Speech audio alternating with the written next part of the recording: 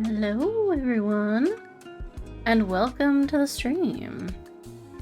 Hope you all are having a fabulous Monday. If it's your Monday, or just having a wonderful day in general. My name is Luna, and I'll be hosting your stream today. I am going to be working on some artist trading cards today, which is pretty exciting. I technically still have commissions to work on, and I have been working on them, but today I just need to do something a little new, a little different, and so I'm going to be doing some ACEOs slash artist trading cards.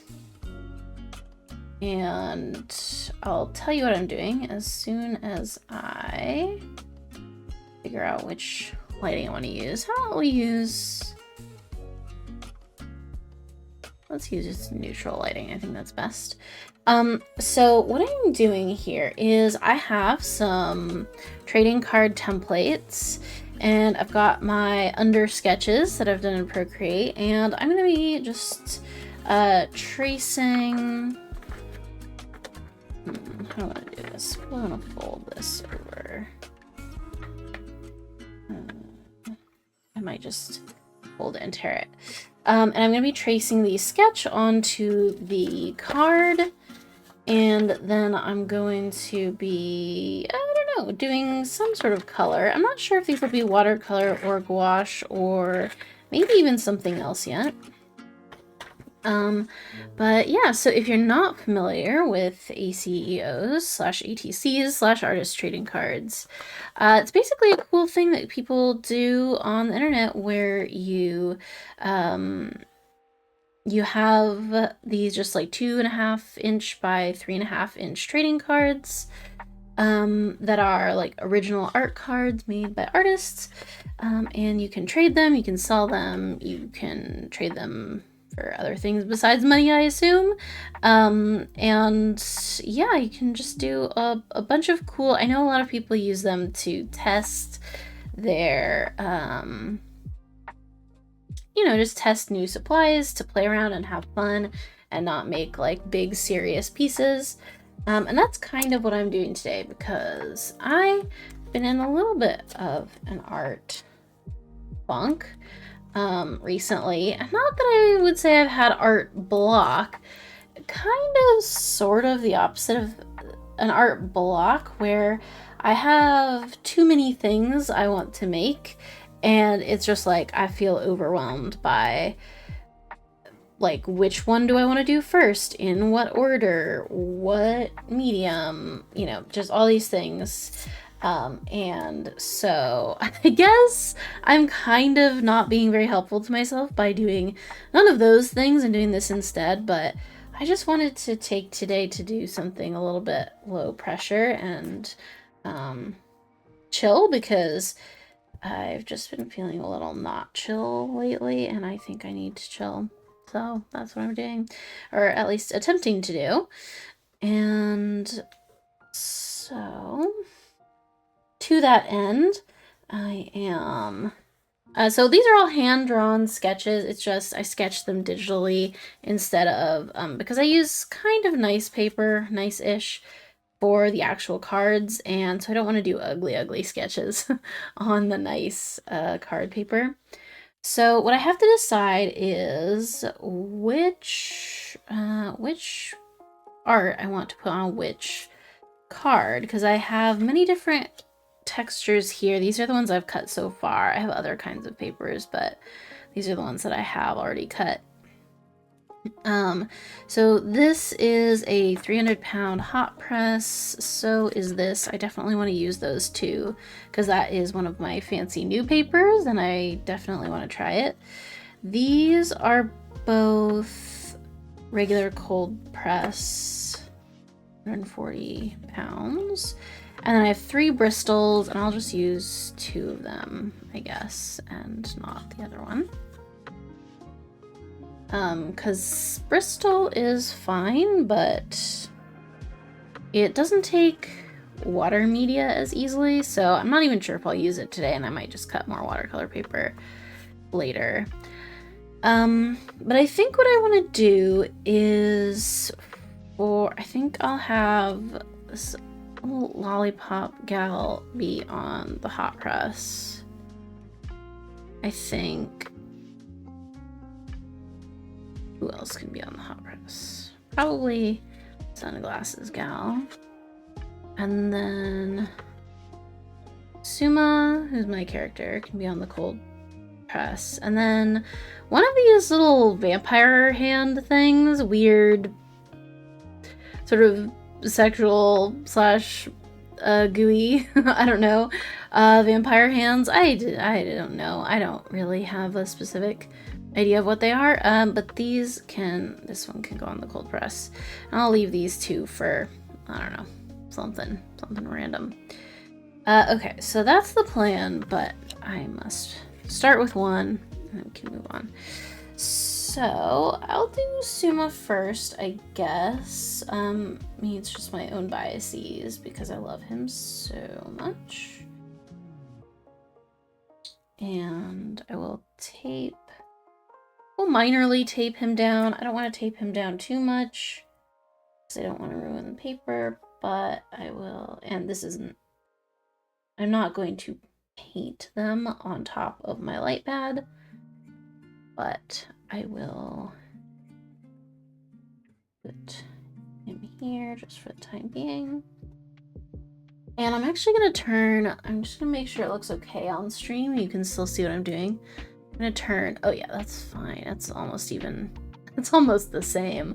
I turned my overhead ring light thingy off just because it's a little bit easier to trace from the light pad if you don't have an overhead light on. So let's see, I need a pencil and I want actually for Suma, since this one is definitely going to be watercolor, I think the gouache ones, I want to use a pretty light pencil, but Suma is going to be watercolor. So he actually could use a pretty dark pencil, maybe the darkest one that I have, which, did I bring it upstairs? Of course I didn't. Why would I do that? I don't know. But let me see. I could use one of my little black wings. No, I definitely want to use a mechanical pencil. Or I could go crazy and just ink straight onto the paper. That'd be wild. That would be wild, but maybe I'll do it. Because this is supposed to be loose, right? This is supposed to be loosey-goosey, and I'm supposed to be not being too particular. So let's get out the uni pins. So you have 0.1, 0.2, and 0.5. That's what I'm going to want to use. The 0.8, I only ever really use the 0.8 when I have to fill in a big black area. Like if I have a character with black hair or something, I sometimes use a 0.8, but otherwise it's way too thick for me. So I'm just going to take a sip of my coffee before I get started. All right. And which pen do I want to start with? I guess I'll start with 0.1. And that means I can go down to the 0.5 if I so choose, and I can go up to the 0.2 if I want to do a thicker outline. But hopefully I will not fuck this up. This is on the cold press, so it might not be the most beautiful line art because it's a bit harder to do pretty line art on the cold press because of the texture, but I am still doing it because that's what I decided to do. And sometimes we just decide to do things, and that's the decision that we made, and we simply must do them. And so that's what I'm doing.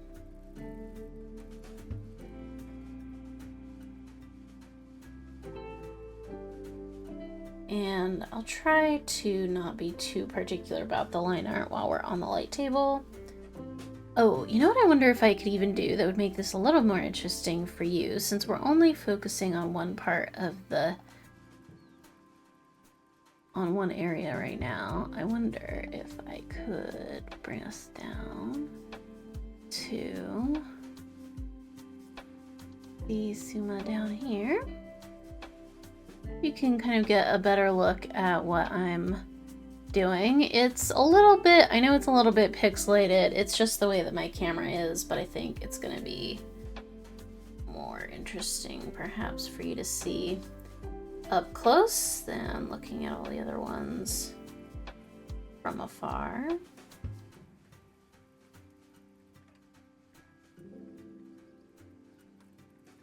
But yeah, I finally made it. I finally am doing a traditional art stream. I know I did a little bit of traditional art when I was doing my co-working streams a few weeks ago, and that was really fun.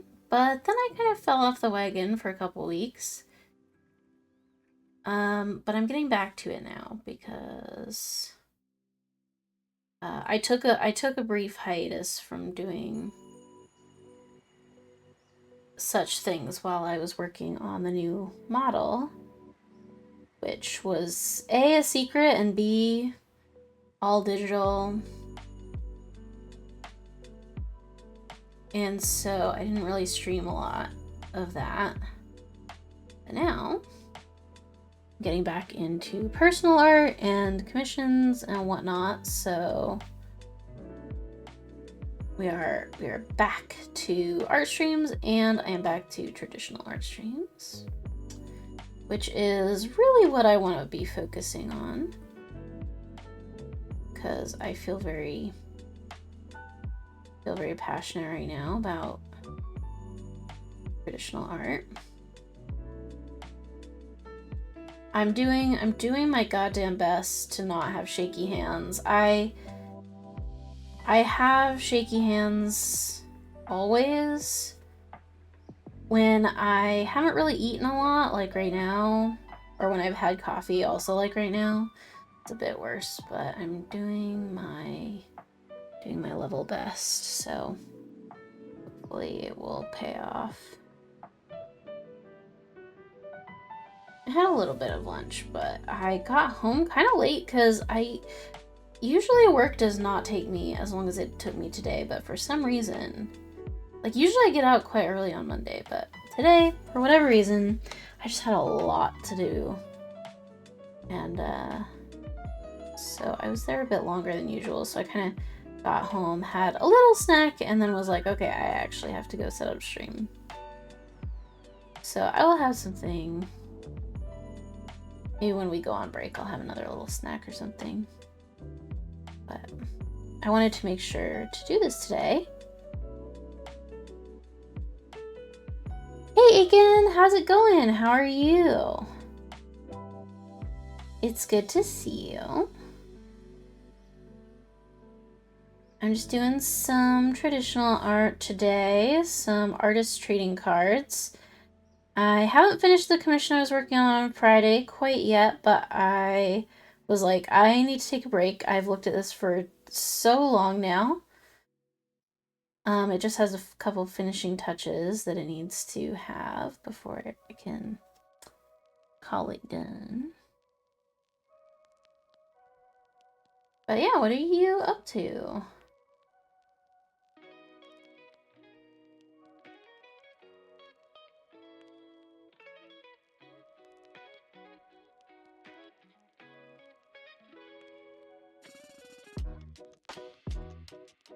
I think this is turning out quite well considering A, it's cold press, and B, I'm really fighting for my life. A bit tired, but doing good. Yeah, I kind of feel the same. I'm a bit tired this Monday, this week. But overall pretty good.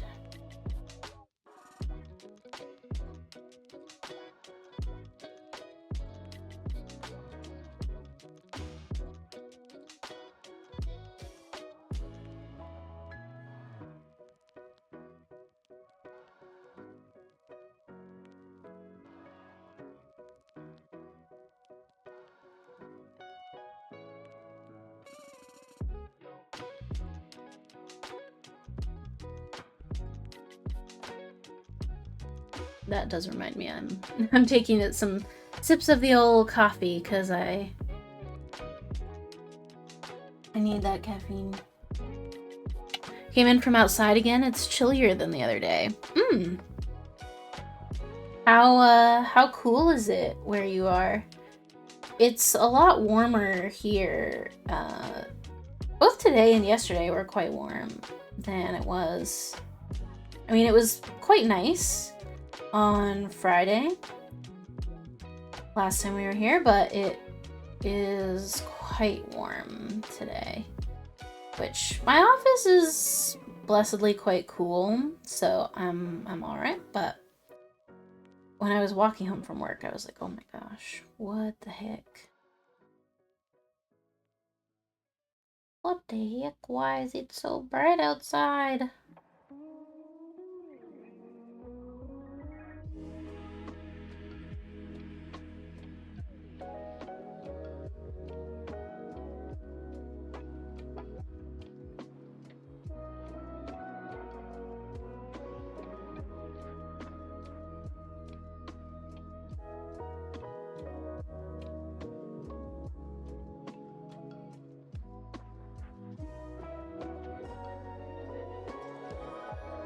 I'm debating whether I will work on coloring this.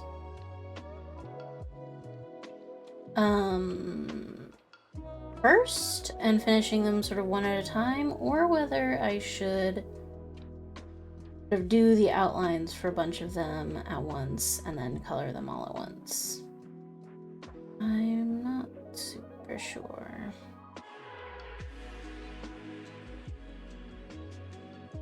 Ooh, 8 degrees. I don't know Celsius that well. Let me see how...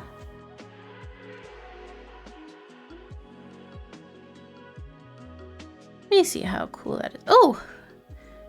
That's quite chilly. I mean, yeah, definitely. I would call that chilly.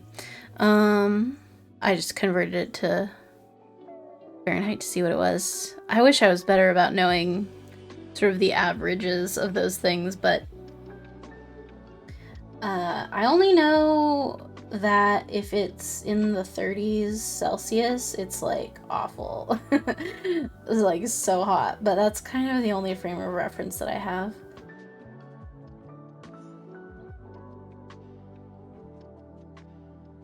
But yeah, that's 40, like 46 or 47 Fahrenheit, which is about what it had been for the last few weeks here, but then it suddenly was like, I'm warm now. It's now spring and I am now warm, so. I think Seattle is in full spring mode at this point, which is alright with me, at least for now, because it was kind of about time. It's definitely been nice to, like, hear all the little birds and critters and stuff coming out.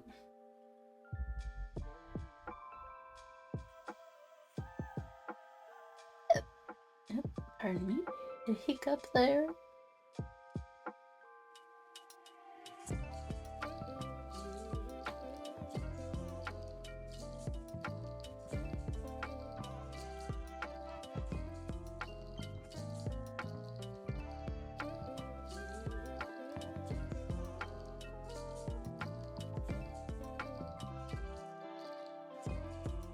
And once the base outline for this is done, I can take it off the light pad and refine it a little bit. I think it's just generally going to be a little looser, not quite as tight line art wise because of the cold press texture. But overall, actually, the lining is going maybe better than I would have expected a cold press to go.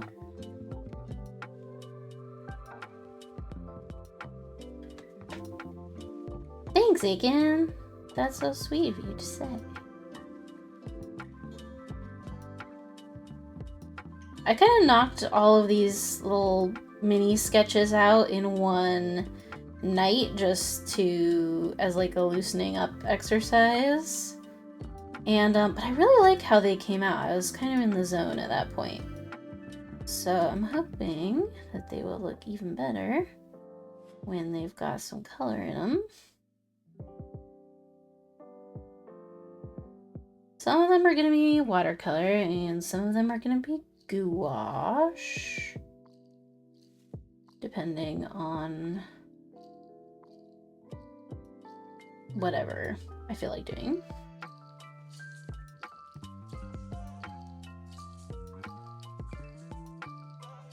I think probably this one will be watercolor, and then we'll just see from there what everyone else seems like they would be good colored as.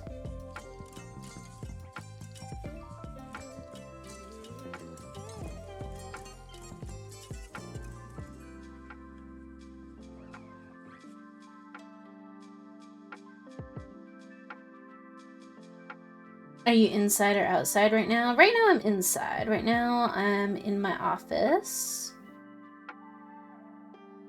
I did have the window open, but I ended up closing it because there was someone with like a not a leaf blower, because it's not leaf season, but something akin to like a lawnmower or a something, and it was pretty loud, so I closed the window. But it is quite nice, so when it seems like they're mostly done, I'll probably reopen it again.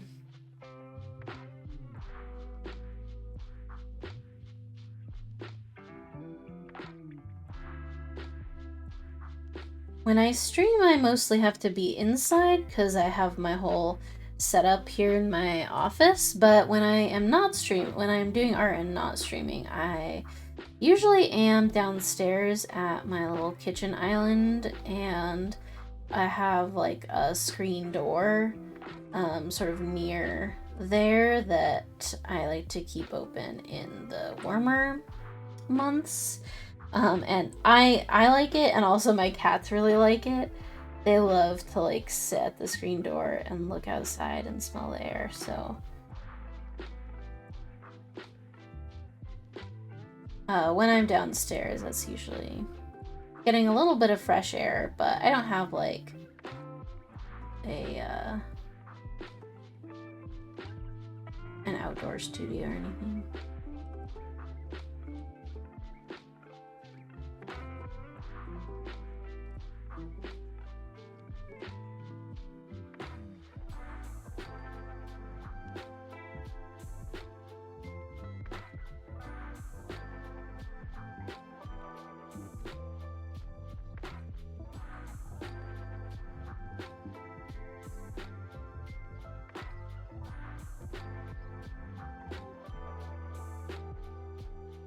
Oh, and thank you for the follow, Demon Queen Raiju. I missed you a couple minutes ago, but I appreciate the follow. Thanks for stopping by.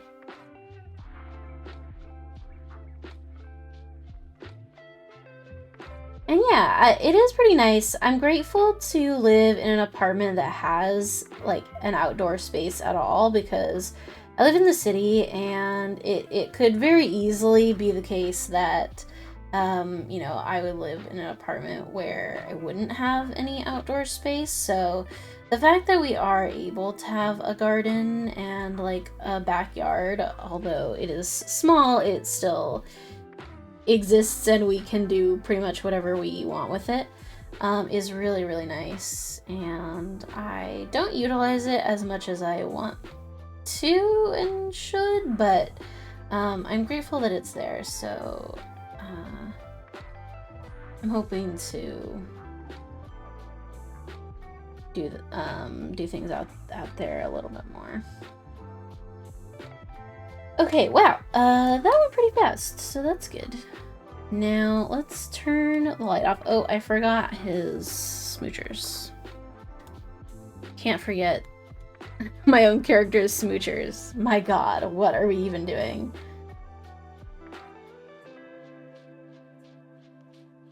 what would we even be doing if we were not drawing smoochers? I simply don't know. Okay, there we go. That's better. All right, hell yeah. Okay, so that went pretty well. And now I will clean this up a little bit because it is a little bit. Thank you. Yeah, I am quite liking how this is turning out. I just want to clean up the line art a little bit because the paper is quite textured, so it just needs a little bit of some. Clean it up, but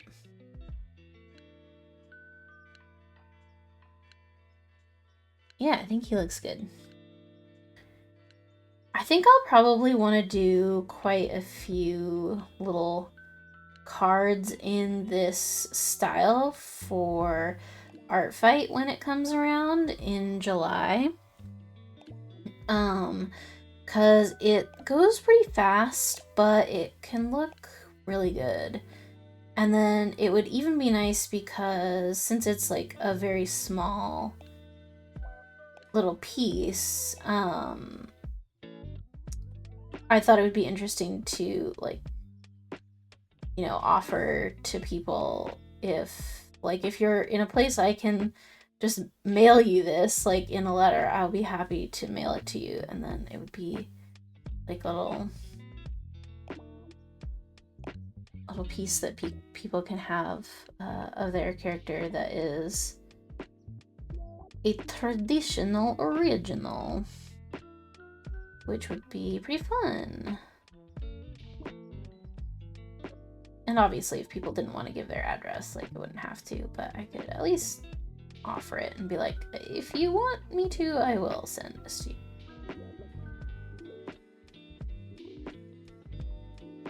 I realized recently, either this morning or yesterday, because time is just sort of like that and doesn't exist, but I recently realized that...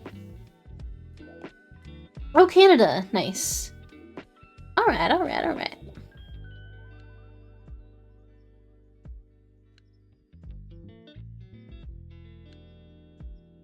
I would like to go back to Canada at some point.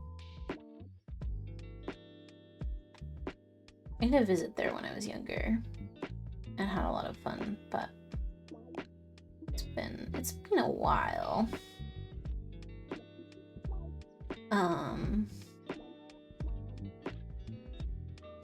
But yeah, I realized either yesterday or this morning that Art Fight is only 2 months away. Oh my god.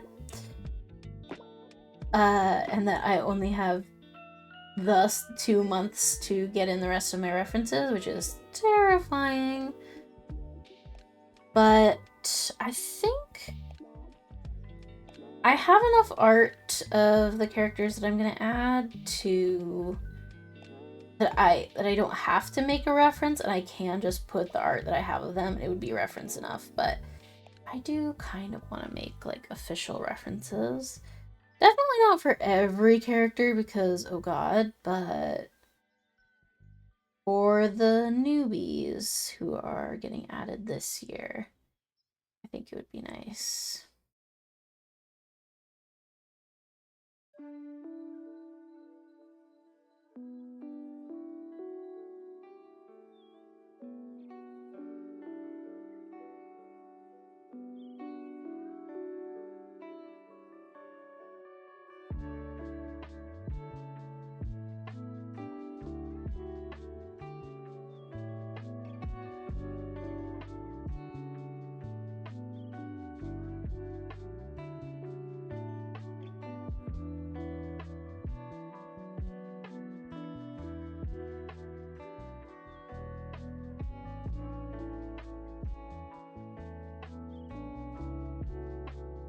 Are you gonna color it? Yes, I am. I think, let me see, did I bring my paint upstairs is the question that I have. I did. Oh, that's good. That's excellent. Yeah, I'm just going to, I think, finish cleaning up the liner a little bit, and then I will watercolor it.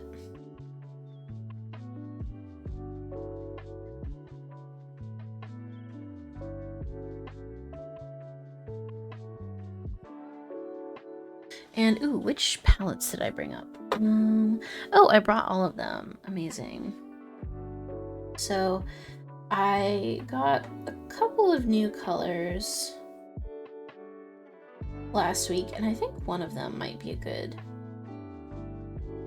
Suma color. Shall see.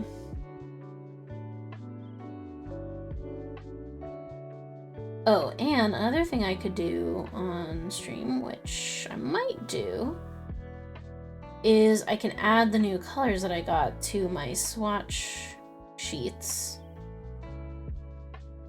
Because I have some sheets of paper that have just little samples of each of the different colors that I have, so I can see what they look like when they're actually on the paper as opposed to just hanging out in the palette.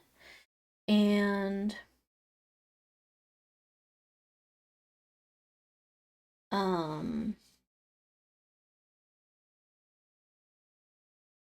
I did bring those up here with me so I can add my new colors to it, which would be good for me to do.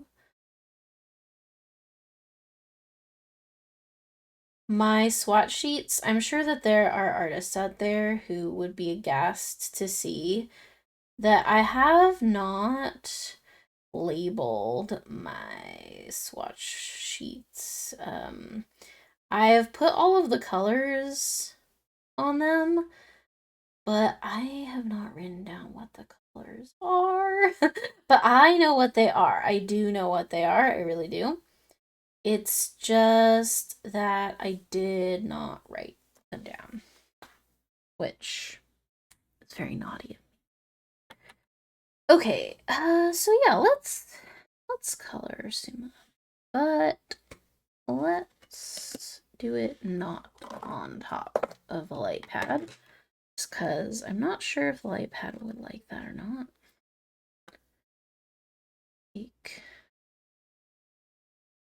Okay, let's zoom back out. If I can find my mouse. Hello? There we go. Zoom back out. We'll put these little cards aside.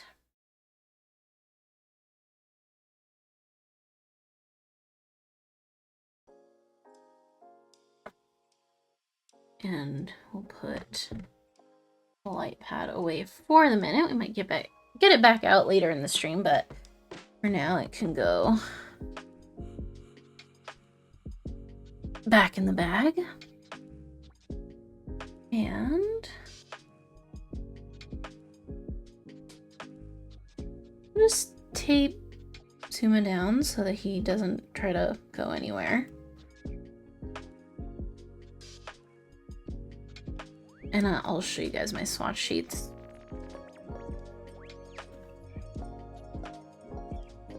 Ah! Oh, I dropped them. Of course I dropped them. Hang on. Okay. Here they are. All right. What do we have here? I will tell you what we have here. So, these are my swatch sheets. I have, this one is a piece of 140-pound Arches hot press, and this one is 140-pound Arches cold press. And they are, all of, I don't know about all of, they are most of the colors that I have to hand. So I wonder if I could name them off the top of my head. Let me see. Okay, these two are not actually in my palette, so I won't count them. because I don't actually have those two. This one, I also don't actually have. Oh no, I do have this one. I want to say this is... I'm doing really bad on my own test. Those are some nice colors. Thank you. Yeah. I don't really know what one this is. I'm doing really poorly on my own test, but that's only because I included colors in here that aren't in my actual palette. But anyway, that's what they look like. So I'll label them later. I know I do have a version that is labeled on my iPad, but I didn't put it on the actual sheet. And that was pretty silly of me, but I don't know why I did that. Anyway, so I'll add my new colors to those swatch sheets later, but right now I'll color Suma, which,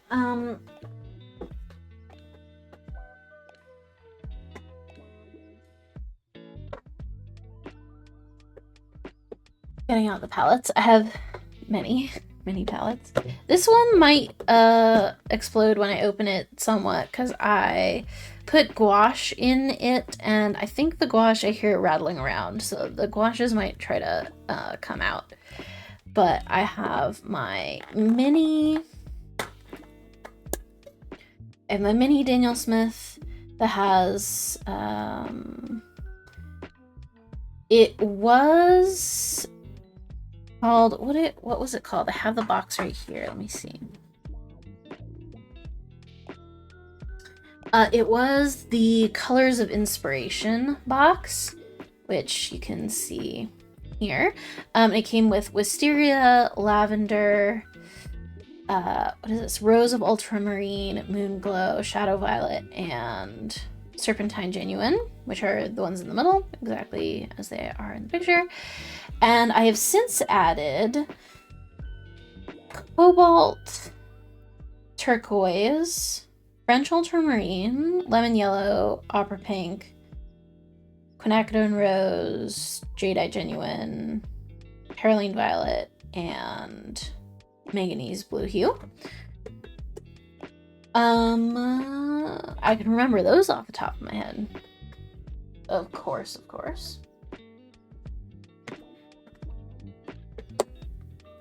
And then I have my old palette. And now, if I'm honest, this palette is a little chaotic because I got a lot of these colors from my mom when I didn't have colors of my own. And so these are from her collection, and she's in California, and these are not labeled, so I can only have a guess at what they are.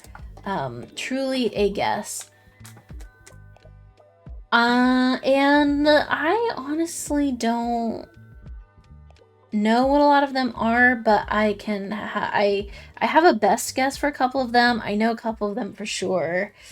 But anyway, it's all chaos. It's all chaos. And I'm gonna put these off to the side because obviously I have to have a space to work, and this is not where they're going to sit, although some of them might be in frame. It just depends. I can put this over here, and then maybe I'll put my water, since we're not using this cord right now, I can put it to the side. One of the things that I want to do in the near future is to make an actual like an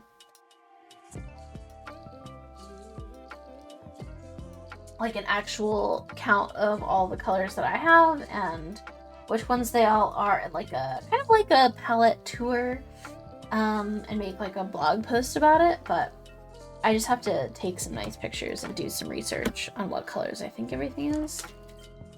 So we'll see when that gets done. But I just need to arrange things in such a way that nothing is in the way.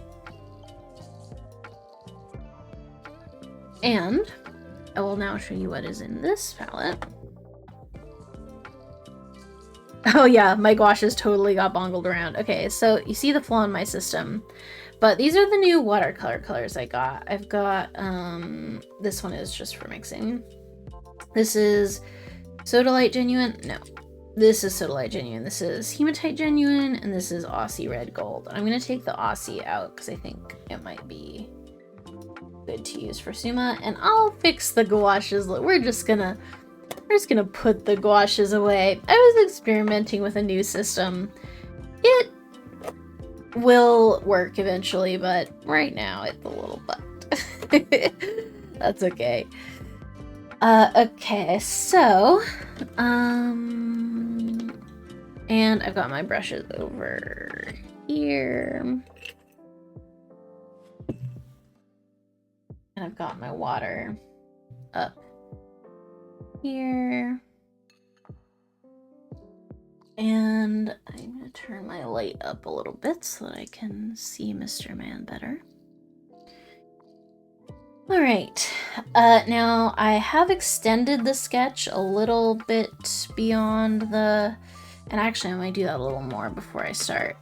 I want to extend the lines a little bit past the edges of where I've marked off the 2.5 by 3.5 size, just because I do, the way that I've been doing these, I've been painting them with a little bit of a border on them so that I can make sure everything goes like all the way to the edge, but I can still tape them down. Anyway, get the whole thing.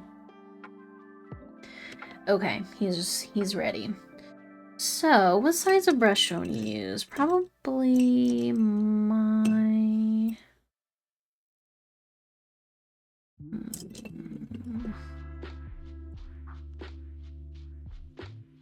a combination of things. This is my go-to brush. I think I've shown it off before, but it's a Princeton Lauren number 8, and it's like my like if I had to get rid of every brush that I had in my collection except for one, this is the one that I would keep, style thing. And then this one is a little bit fucked up one.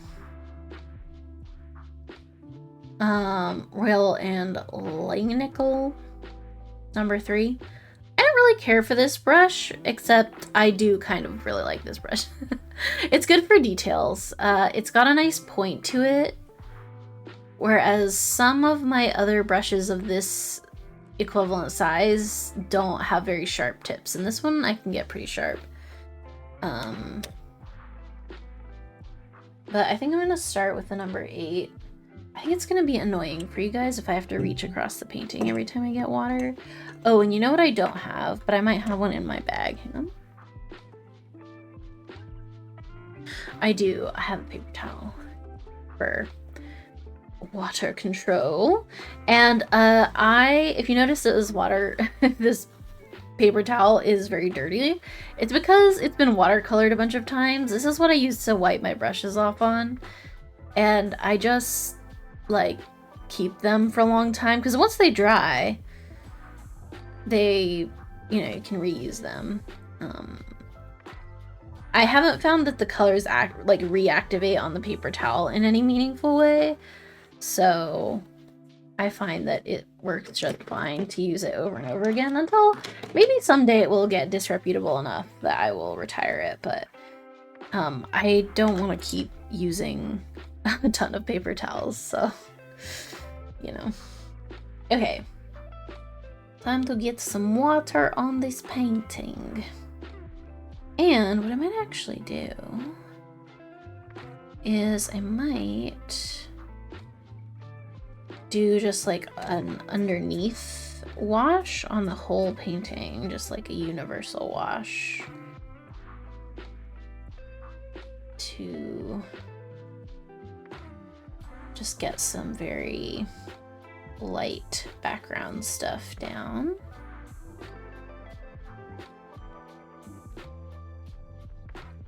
Hopefully all my ink is dry enough that this isn't gonna smudge anything. But I find that the uni pen markers, or not markers, liners, dry fairly fast. And I haven't really had a lot of issues with them. They are currently my favorite liners, besides dip pens. I have a dip pen that I use with Kurtake Sumi ink that works really well for watercolor as well. I have a bunch of different tips for that, like actual, literal, like pen tips. But if I'm using like the pen liners instead of dip pens, I prefer the uni pen ones. After quite a bit of trial and error of seeing what ones that I like better. So I think for this, I kind of want a green background, like leaves or bamboo kind of thing. It'll probably be pretty abstract, nothing too detailed, but I think I might use Serpentine Genuine for that because it is such a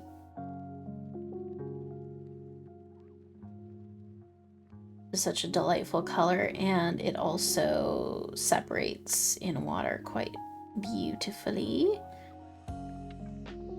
So it should have some interesting effects, if nothing else.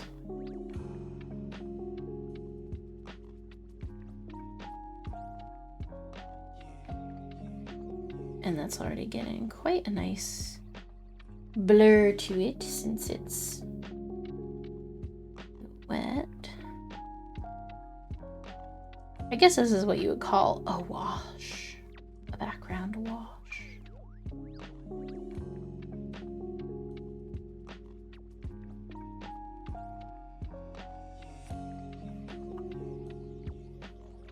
What is your favorite method of coloring? For example, coloring pencil, paint, or crayons and more. I would say probably what I'm doing right now. I would probably say watercolor. I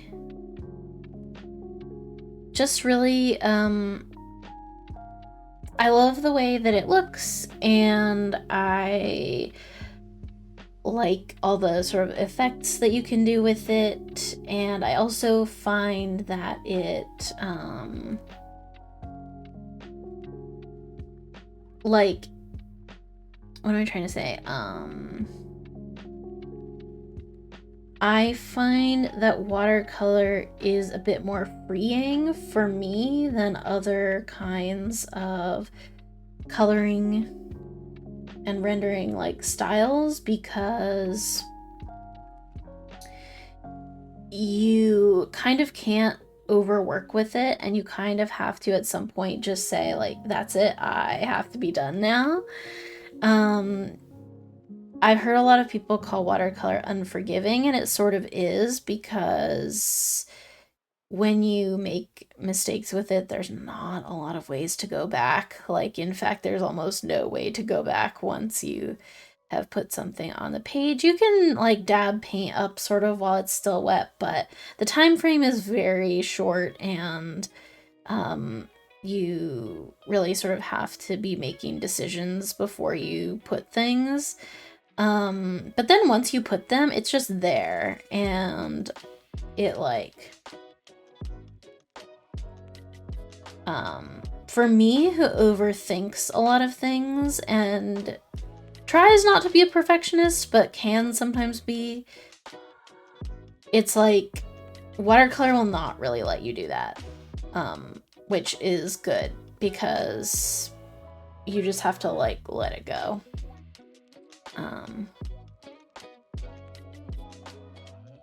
Which is why watercolor and I are we are friends, because it teaches me things like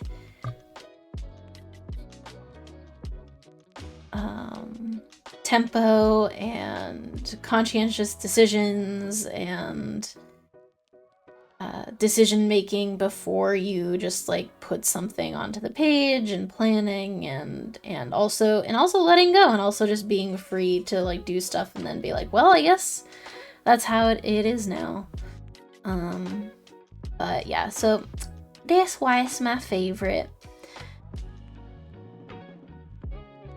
I mean, I love the way that other mediums look as well. Like, I really, if oil painting wasn't, I feel like if I didn't have to have a whole separate supply of materials for oil painting, and if oils weren't sort of so messy to deal with, I could see myself getting into oil painting because I love the way that it looks and like the way that you can blend it and all that. But I also think the oils might be hard for me because I think you can sort of mess with oils for a long time because they stay wet. And so you can just sort of play with them for a long time. And I think I might get into the weeds a little bit too much with them. But, and of course I also, like, I do digital art as well, and I like that, but I don't like digital. Not that I don't like the way digital art looks, but I don't like the act of making digital art in the same way as I like the act of making traditional art, which are kind of two different things. Because there's so much digital art that is just so beautiful, like insanely beautiful. But I'm like, I could not get there. I would die of impatience and boredom before I got there. So I have to do watercolor instead. Okay, I'm gonna let that dry for a minute. What I should have done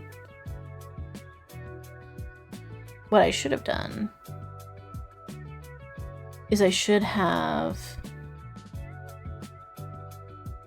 put another card on the light box before I started coloring this so I could have one to color while the other one is drying.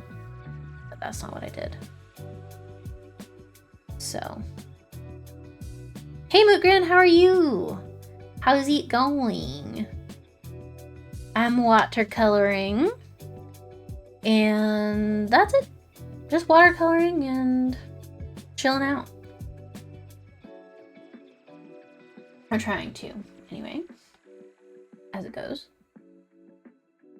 Maybe while I'm waiting for this wash to dry, I'll try to fix my, oh god, this really got fucked up, didn't it? All my gouaches started running away from where they're supposed to be in the thing, because I did a bad job at putting them. Digital art doesn't have the same feeling as doing it physically. No, it feels a lot different for sure. Okay, and you guys go over here. Such a tiny photo to watercolor. Yeah, so this is what is known in the art universe as an ACEO / artist trading card. And they're specifically like trading card size, like basically the same size as like baseball cards or Pokemon cards, or, you know, things of such a nature. And they're like original art pieces that, I don't know, people collect and trade and sell and just sort of use to test different methods. So I thought I would try to make some, and I actually have made a lot already, which I can show you as soon as I stop doing what I'm doing. Doing good, making dinner, trying to stretch out your angry muscles. Oh, hope your muscles are feeling better. I'm glad you're enjoying volleyball, but I worry for your for your bod. I hope it's going well. And what are you making for dinner? I'm always curious what people are making.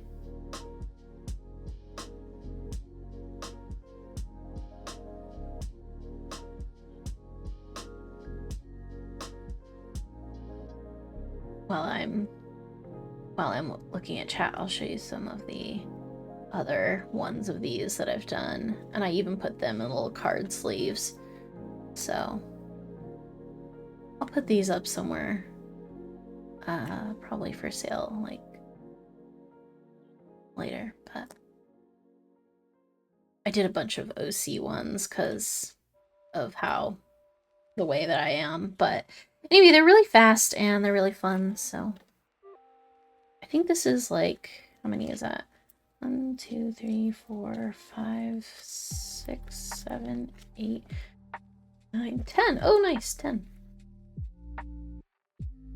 But yeah, apparently a lot of people put them up on eBay, and there's like kind of a thriving market for them on eBay, which I'm like, do I have to go on eBay?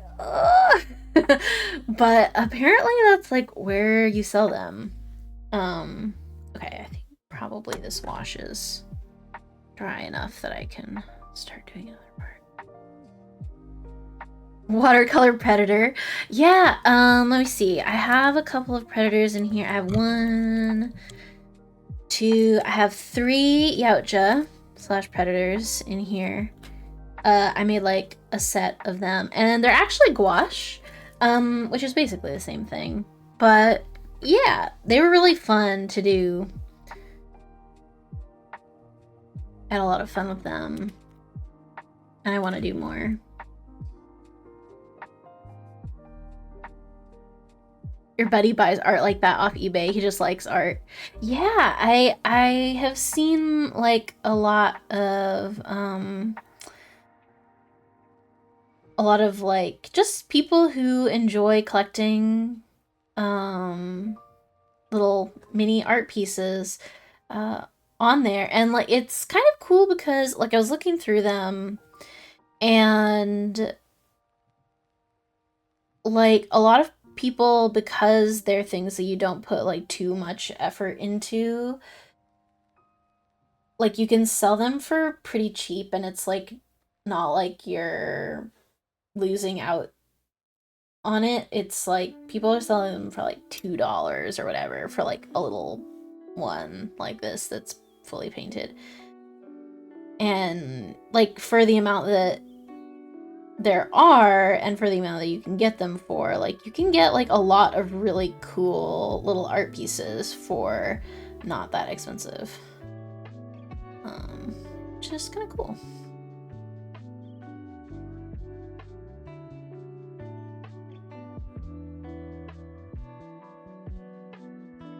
I think it would be cool as an artist to like actually trade, because they're called artist trading cards. I don't know if people actually do this, where like if you're an artist and you have cards that you've made, if you like trade them with other artists for their cards, it would seem like you would. I don't know if people do that, but I'm like, do you want to do that?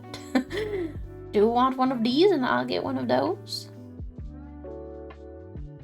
Because I think that would be kind of cool.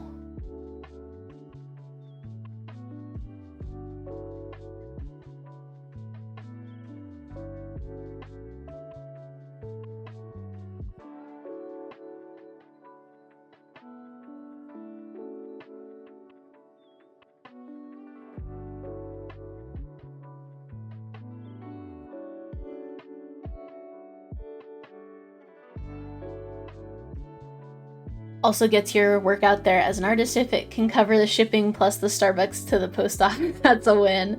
Oh my gosh, the Starbucks to the post office is so real. You understand me. But yeah, and I mean, I know also like that a lot of people don't even really charge shipping because like they're so small that you can kind of just send them like as a letter with a stamp. I know some people that I was seeing do like put them in an actual package, but then I was also seeing some people who just like they just put it in an envelope with, usually with like you know, a little card backing or something so it's not gonna get wrinkled. But like they're so small you can kind of just get away with not really having to pay for shipping on them.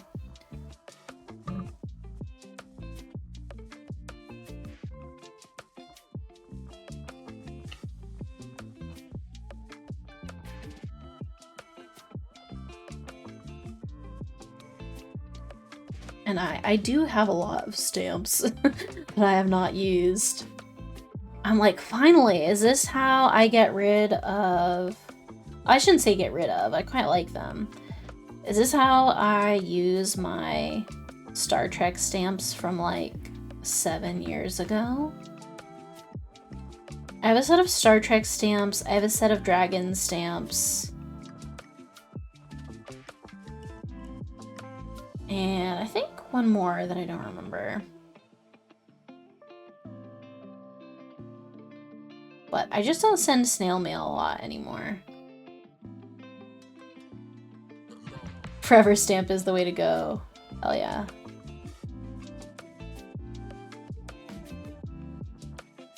I used to be really into sending snail mail. That is not my coffee. No, no, no, no, no. Where is it? Oh, it's over here. I was really reaching for that water. Like it was the coffee and it was not. Oh, I should. Hang on. If I can find my mouse. I can bring us a little bit zoomed in again. Actually, let's do it this way.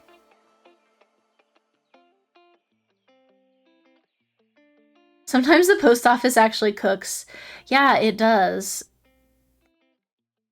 Let the post office cook. Why don't you?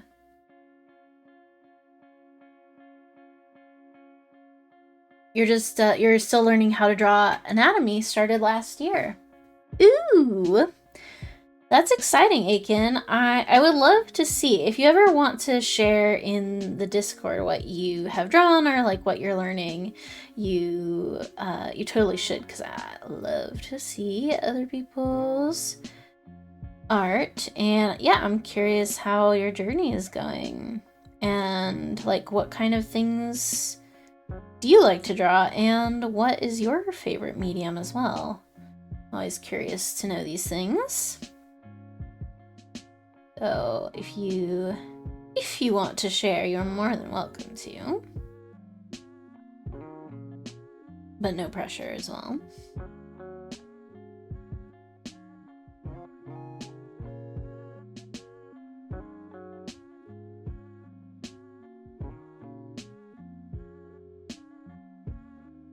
I could reuse this over here for Suma's robe.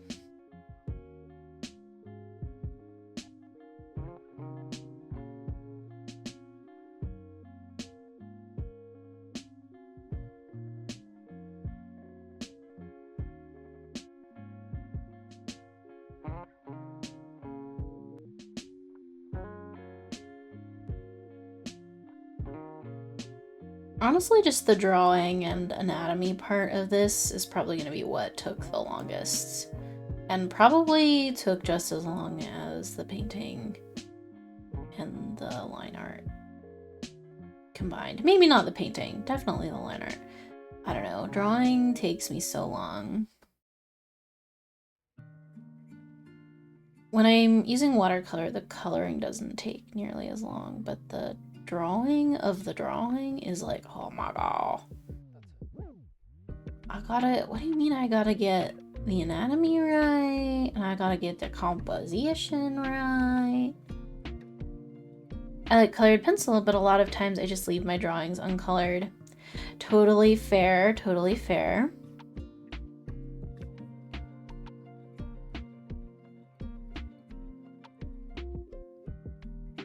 I think, yeah, whether or not you do end up coloring things, it's totally up to you.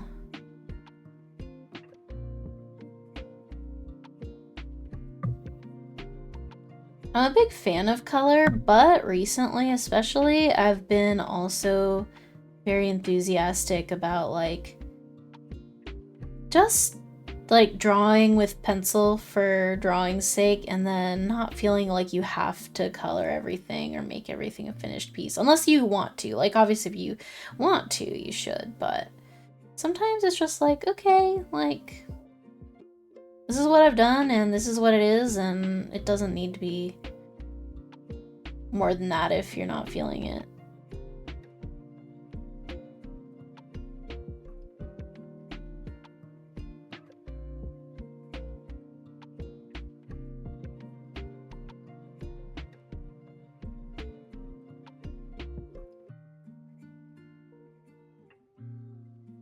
Dinner is toaster oven taquitos, packet rice, packet salad, and homemade refried beans. Dude, that sounds so good. Oh my gosh. I want that for me. I might simply be hungry, but also...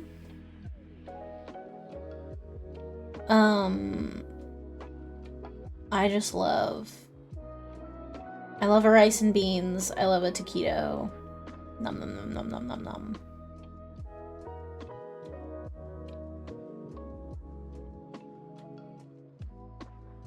From a packet or not from a packet? I care not.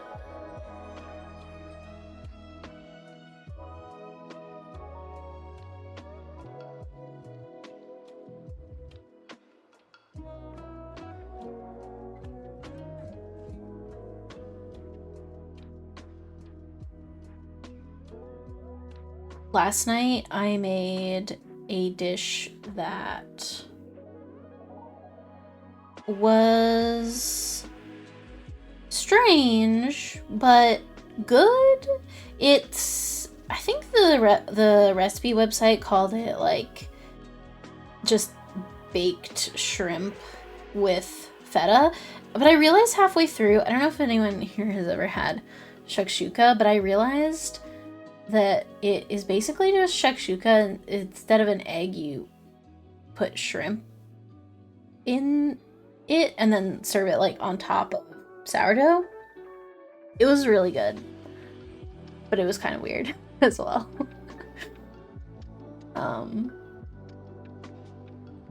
But it was very summery though, because I love tomatoes and peppers and stuff. Still learning shading, and I usually leave it uncolored because I'm still learning to blend colors. Oh, true, true. Yeah. It does sound good. Yeah, it was really good. It was like very fresh. It had fresh parsley in it as well, which in my adulthood, I feel like this is what happened when I became 30, is that I learned the value of fresh parsley, which as a young person, I was a parsley non-believer. I was like, it doesn't taste like anything and doesn't matter, and what is even the point of parsley? And then like a couple of years ago, I put fresh parsley in something because I don't know why. It was, I think I just happened to have some and was like, I'll put it in the potatoes, why not? I don't know. And then it was like so good. Anyway, that's my herb story. Is parsley actually good though?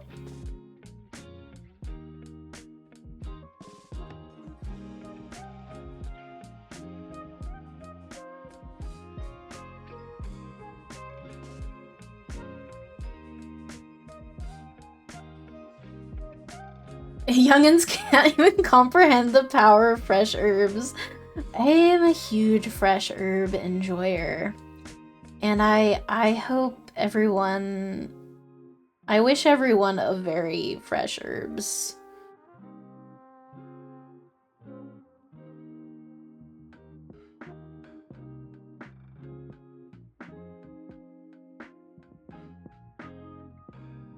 I often don't have the like energy and fortitude to chop fresh herbs and use dry instead, but you can't argue that if you've had both, The difference is like night and day. It's bananas.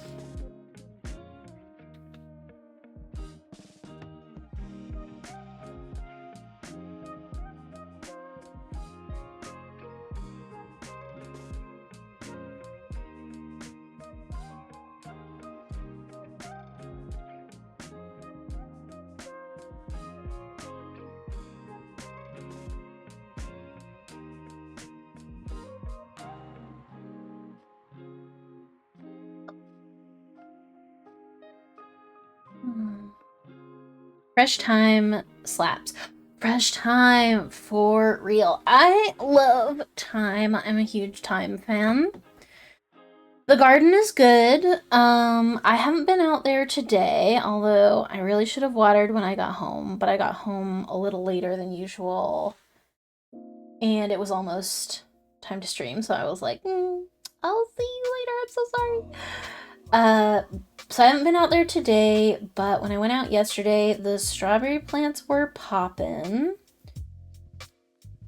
And there were, so we usually get in the spring like a wildflower mix, to just sort of scatter ambiently about the ground and see what happens. Because we have a little bit of space that is like where a lawn would go in the backyard if we had a lawn, but we are sort of anti-lawn people.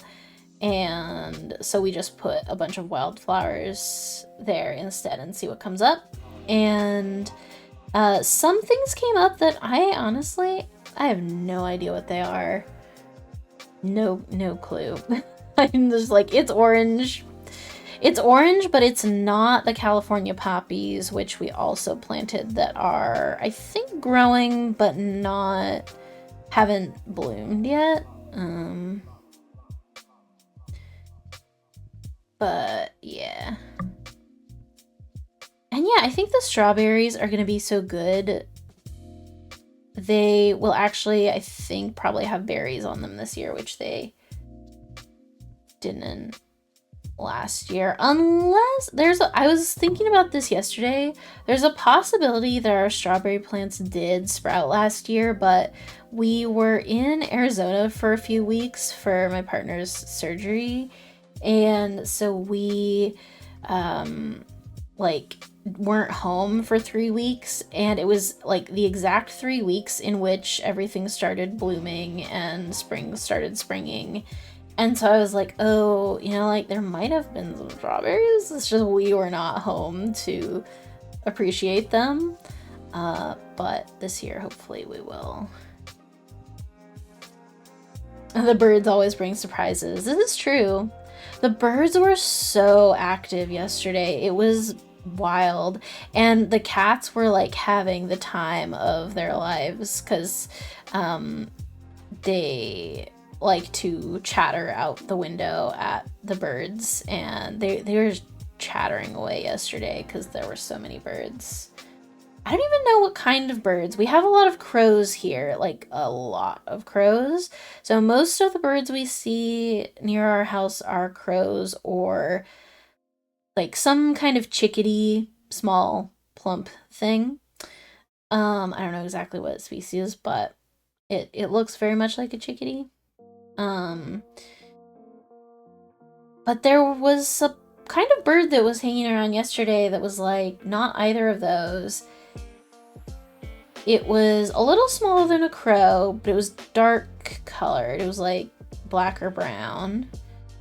And I never seen it before. I did not recognize it. I don't know what that was. But I think it was making a nest somewhere nearby.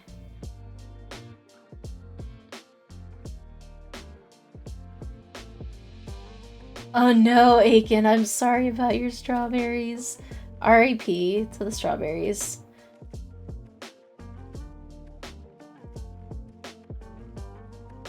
What are the bigger crops that you're planning on planting?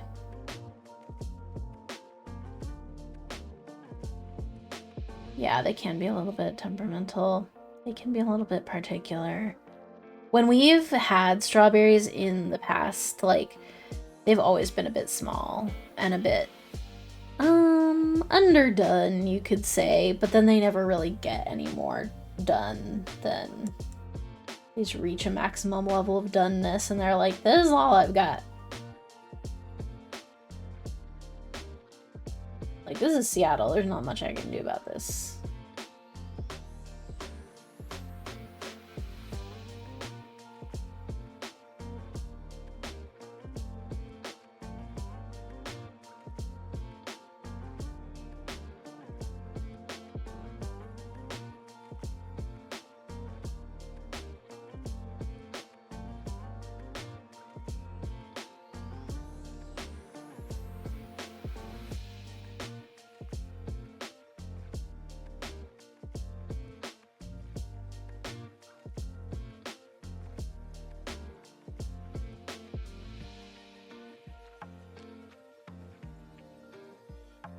Corn is always the biggest.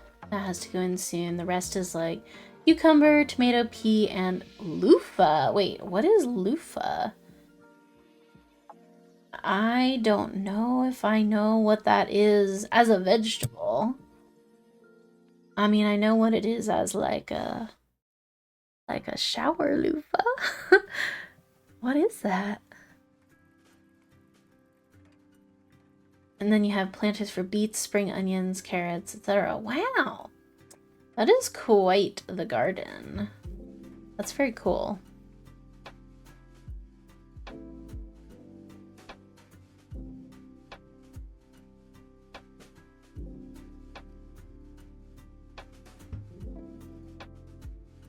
Sponges. I'm gonna have to look this up because I'm like, what is that?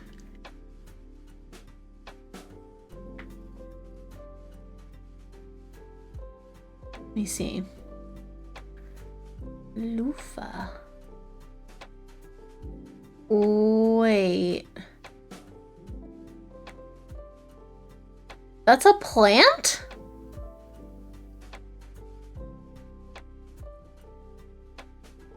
Wait. What do you mean that's a plant? I'm learning things. Is it real? Is that true? I never knew that in my whole life. What the heck? I had no idea that was a plant.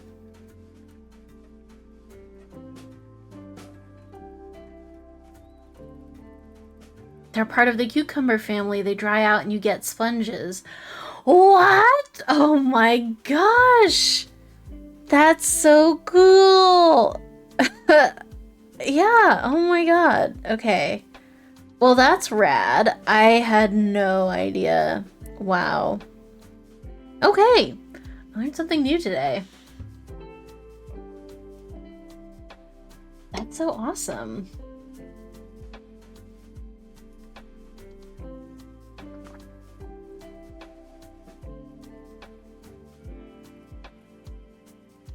He also grew blackberries and raspberries, but the blueberries flopped like the strawberries. Oh no!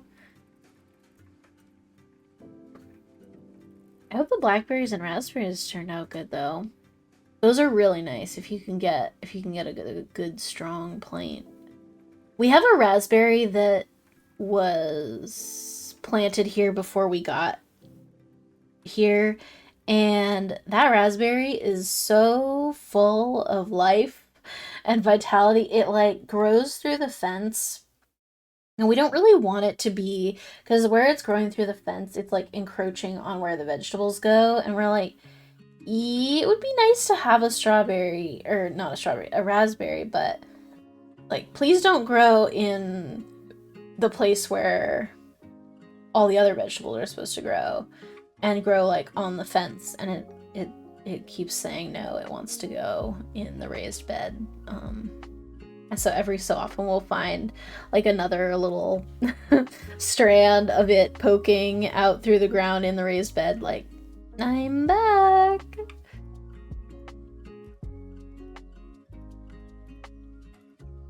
And of course, being Seattle as well, we have like wild blackberries everywhere, although eating the wild ones not such a good idea because they're usually by the road and the you know, the stuff of the road is not all over them, but like it's good conditions for them, so if you can get a plant started, it would be probably pretty successful. Yeah, yummy snack in the summer. I also really like to make like cobblers out of them, especially like freezing them and making cobblers out of them.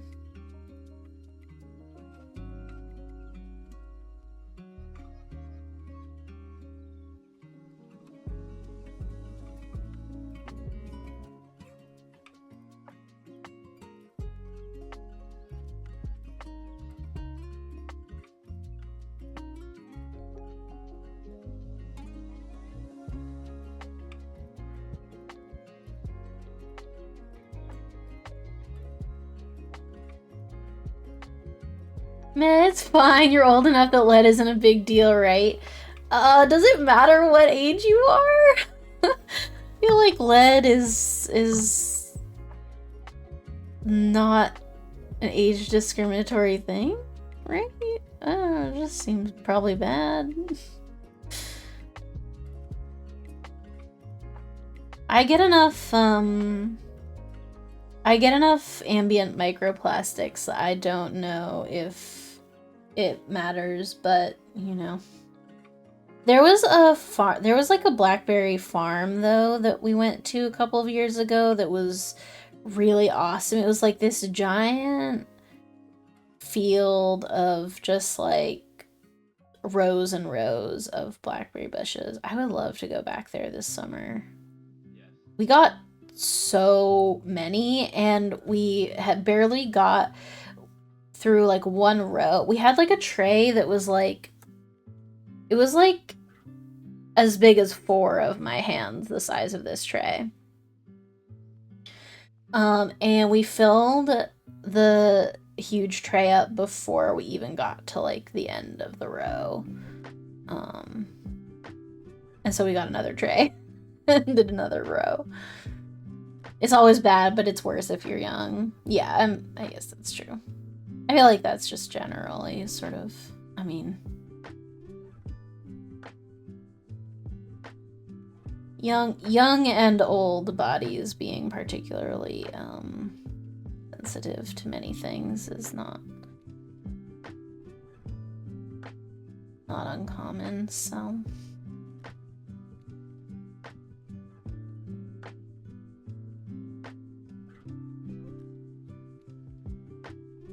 Ooh, you also grow garlic every year. That sounds fun. It would be nice to have, like, your own little supply of garlic.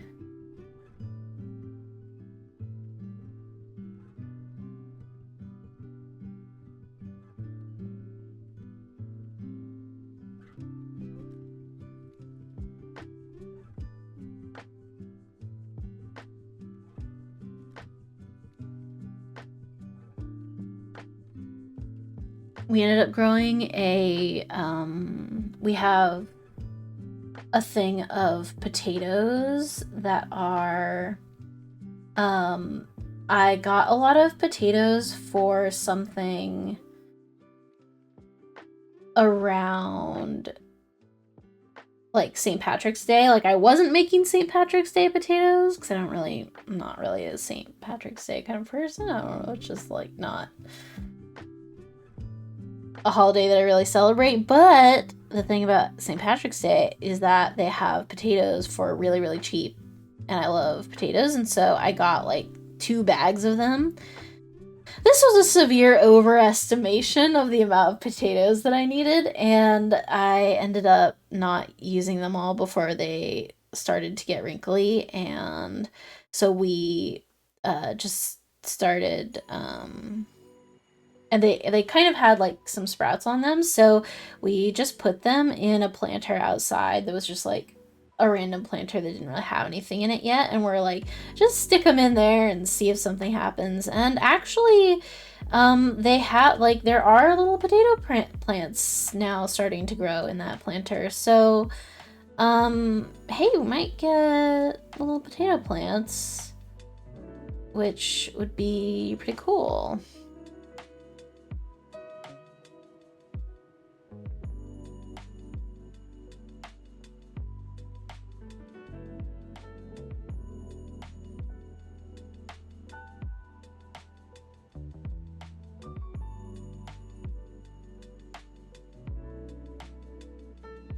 We also, I really wonder if anything will come of this. So my partner, who's sort of the master of the garden, I am the one who takes the pictures of the garden and like waters it sometimes, but my partner is the one who does most of the hard work. And he revived a old compost bin that we had in our driveway that our neighbor had abandoned, and was like, yes, please, like, take over this compost bin. I'm not gonna do anything with it. And so my partner revived the compost bin, and it's been pretty cool because this year we actually started to get like this really nice, you know, really dark compost out of it. But one of the things that I don't remember if it was we put or someone else put in the compost bin from like a while back that finally had sort of migrated toward the bottom was an old jack-o'-lantern, or like I don't know if it was just a card, but like an old, like, full Halloween pumpkin that had finally made its way to the bottom of the compost pile and had mostly composted except for sort of the rind, so we could tell what it was, and the seeds as well. And so we were like getting this compost out to put in the raised bed for our, you know, planting the spring vegetables and stuff. And there were a ton of pumpkin seeds in the compost. And we were just like, do you think if we plant these pumpkin like, if we use this compost, like, are the pumpkin seeds that are in this compost just gonna sort of volunteer themselves? Like, you know, volunteer plants, they just come up by themselves. And we obviously haven't really seen any yet, but I'm really curious to see if we'll get random pumpkins coming up, because that just sounds like it would be so cool if they just happened to come up from being in the compost. I don't see why they wouldn't, I guess, unless, I don't know. I don't know. It feels like maybe some of them would, if they're happy in the bed there. But anyway, we'll see. We'll see. Okay, I think this is mostly done. I don't want to get too crazy with it, but I will add a little bit of darker contrast in a couple of areas, and then, oh my gosh, and then it's already been an hour and a half. Oh yeah, they'll sprout and grow all crazy. Yeah, I'm ready. Bring it on. Bring it on. I can take it.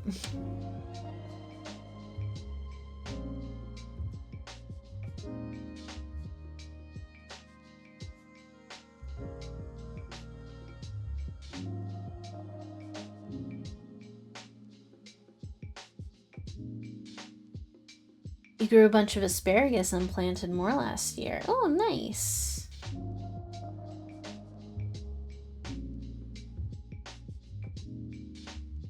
How did that go?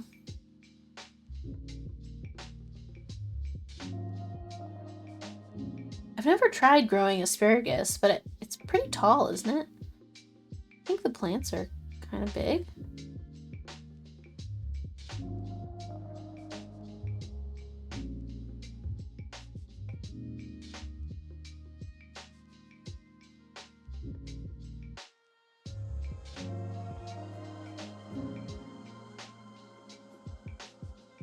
Ooh, glad it's going well. Oh, your climate gets too cold for asparagus. That's unfortunate.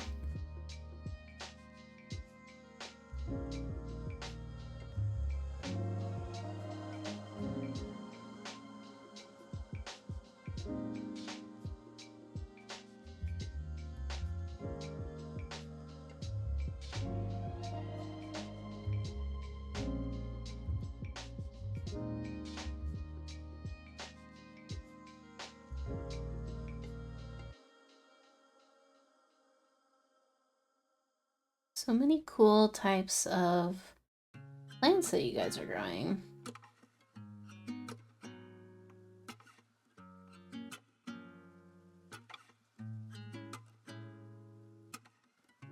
Oh, they take about 3 years? Really? I didn't know that. I used to go camping near an asparagus field. That's random. And so I would see them sometimes, but I've never really known much about them. Because I used to not like asparagus when I was younger, and so I think I wrote them off at the time. But now I'm curious because I actually like asparagus now. But that's interesting that they take like a long time to sort of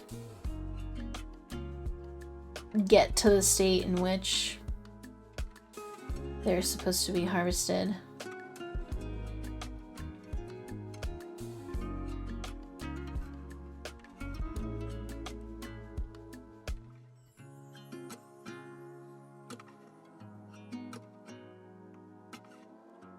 I'm glad that as an adult, like, I have come to enjoy many types of foods, especially vegetables, that, like, when I was younger, I was like, ew, what the fuck is this? Like, asparagus, Brussels sprouts are like that as well.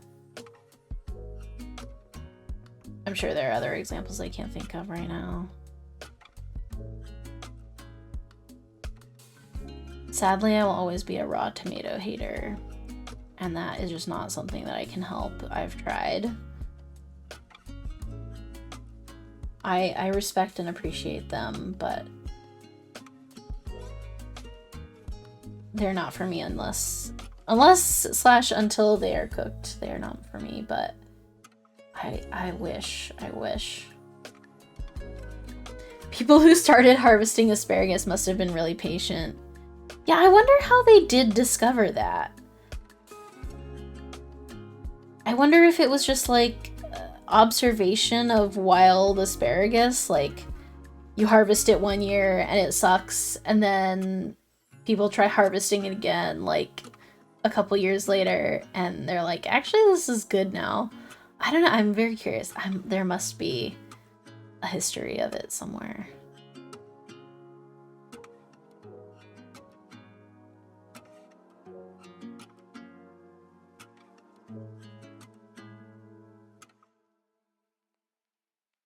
But I feel like that's true about so many things as well. Like, especially in agriculture, you're like, wow, you know, obviously people have been doing this for a really long time, but how did you come to these discoveries from, like, beginning, you know?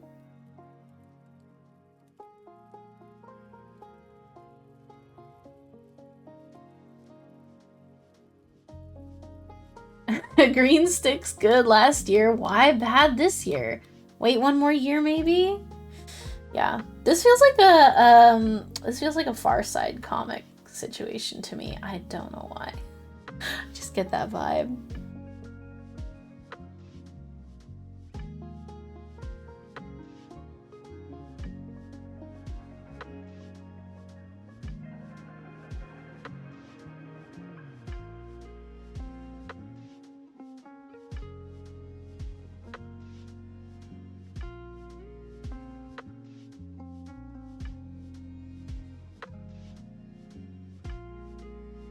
The person that found out artichokes were edible must have been really hungry. True.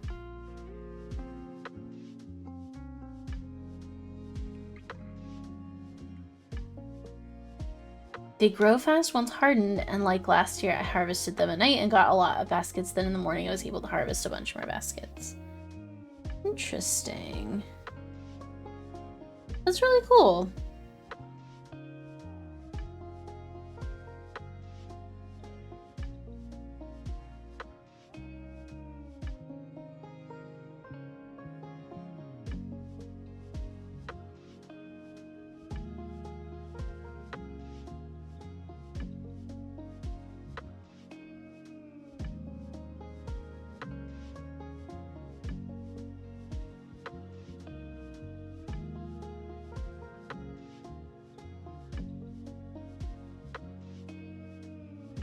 Okay.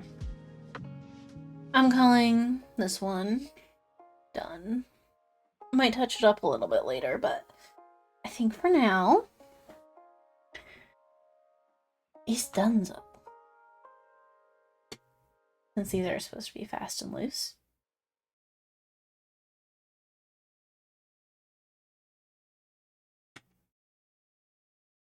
Or rhubarb, which gets grown, moved underground to mature. Move the red celery. It hates the sun. Whoa, I really am learning so much. I had no idea about that. About rhubarb? Huh. So cool. Alright. The music has decided to go to sleep, but I'll put it back on for you while I'm taking a quick break. I'm just going to run to the bathroom and get some more art supplies. And I'll be right back. So don't go anywhere. I'll see you soon. Hello. I'm back. And I am looking for my scissors, but I actually think I don't have any up here. So I'm going to use an X-Acto knife instead. I hope that nothing terrible happens. Actually, I'm not... okay. So, I'm not gonna trim the edges off this card right now, but... Oops. Hey, Demon Queen Raiju! How are you? Hang on, let me zoom out of this and go back to the normal times. But yeah, how are you? It's good to see ya. I am just making some art trading cards. So here's the first one that I did today. And I'm going to do another one, but I have to get my light pad back out. Just to let you know, you have chat in follower only mode. Really? Did I? That is not what I meant to do. Let me see if I can figure out how to change that. Oh, wow. Oh, no. I didn't mean to do that. Let me see. Off. Okay. Thanks for letting me know. I put it on followers only mode during like one stream several weeks ago, and I could have sworn I turned it off, but I guess I didn't. So I'm so sorry about that. But good to know. Yeah, what are you up to? Welcome to the stream.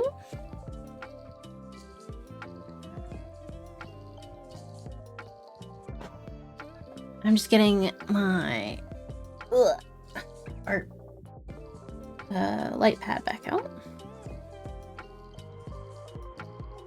Doing some base colors and vibing. Nice. What sort of art are you making? What is it of? What's your medium?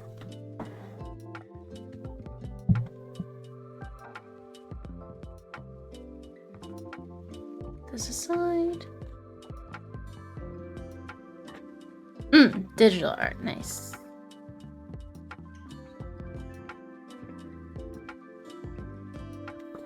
Okay.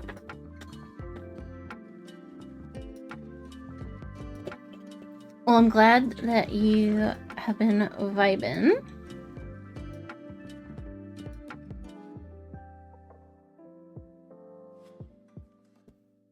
I love this little emote. It's so cute.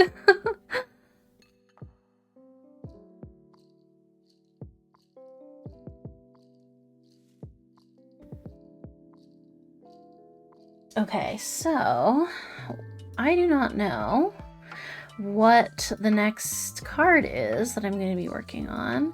Which am I doing next? I think I'm going to do... I think I'm going to do this girly next. I don't know who she is. She's not one of my ACEOs, but she could be. She's just sort of a cute little sunglasses girly. I was sort of just free drawing at this point when I was making these and just trying different weird little concepts, and she just sort of came out.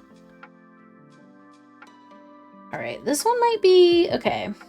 This one might be one where I do not do the inking directly on here from the light pad because this paper is much thicker. It's a lot harder to see what I'm doing, so I might... I still do want to use this paper. Use this one though. The other one is a bit janky. This is the back and this is the front. But yeah, I think I'm going to do this one in pencil because I don't trust myself to do it super well right off the bat because this paper is a lot thicker. And in fact, because I don't have my model tracking on, I'm going to go turn the light off in my room.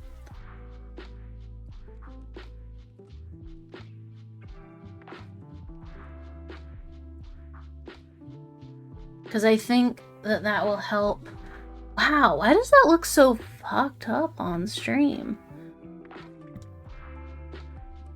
That's so weird. When I leave it there, oh man, the light pad makes the camera really weird. Okay, but that's just gonna be, I want to get her aligned properly. Okay. Yeah, it's not on autofocus, but it might be an auto, like, exposure or, like, HDR thing. This is not the perfect camera for the top-down view, but I think as long as my hands are in the... it'll be fine. And also, like, this will not be the whole... This will not be the whole time. This will just be while I'm getting the drawing from the underdrawing. So interesting, though. Okay, so where's my... I want my either F or HB. That's 2B, that's not what I want. Yeah, what's your question?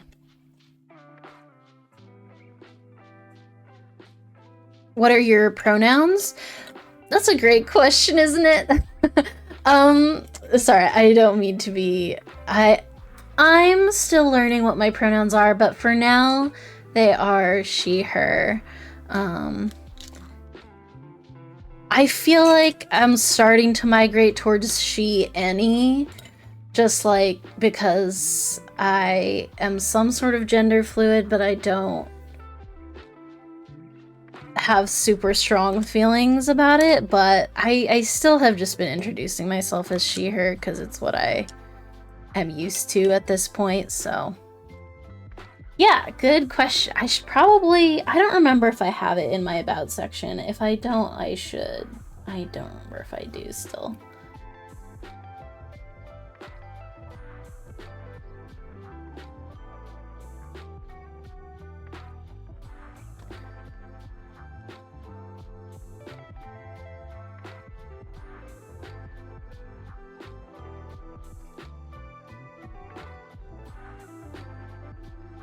But yeah, of course. And thank you for asking, just in case.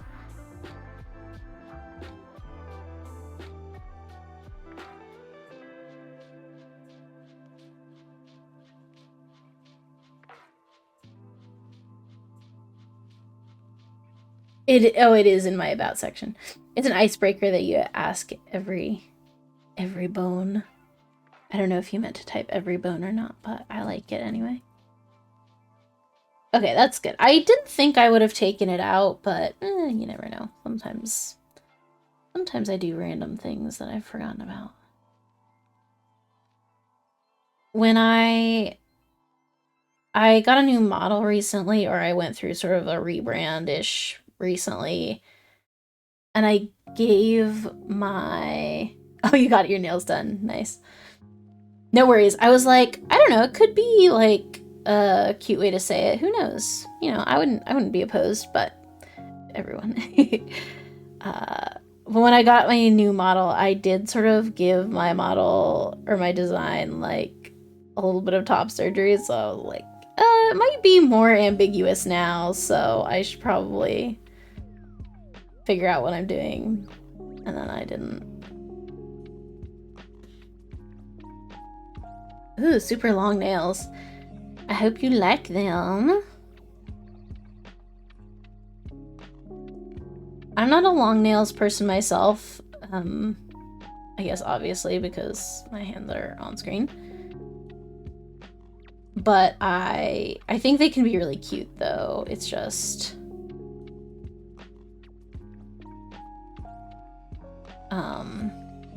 I don't like the way they feel, but they can be really cute though.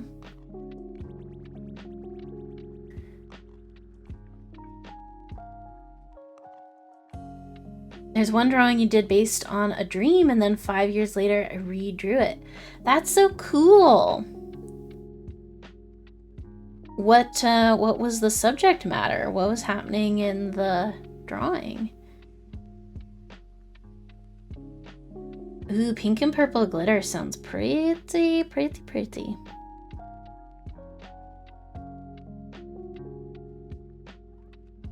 And yeah, I'm a huge fan of redrawing old drawings. I think that's rad. It's a really nice way to be like, oh yeah, I guess I have been learning stuff about art in the last however many years. It's just, it's so gradual that sometimes you don't always notice until you redraw something old that you did and you're like, oh wow. My progress. Only started drawing since November, so I think it's too early. I'm really excited for you here at the beginning of your drawing journey. I do, I'm very bad at using it, but I do have a Discord if you ever want to join it and like post your drawings in there for us to see. I totally support that. I am, as I always am, trying my level best to actually use Discord, and I don't nearly as much as I would like, but I want to be better.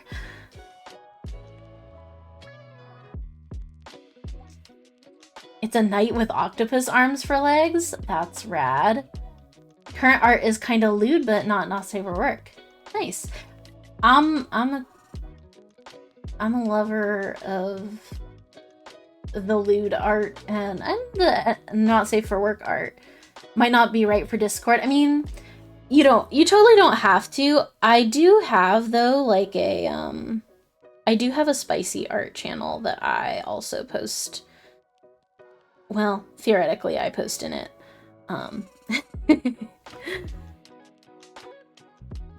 It's nice in woodworking to make the same thing, and each time you see it get better and your process improves. Hell yeah.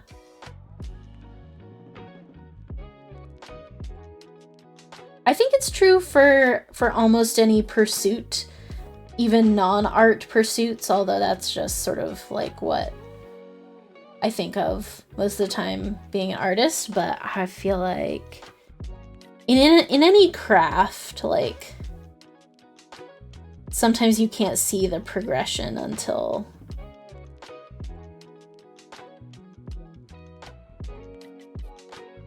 you try something that used to be hard, or you used to do a certain way, and then You're like, oh, actually, like, I have evolved since the last time I did this, or since the first time I did this. Or like realizing that something is easy for you now that you used to really struggle with.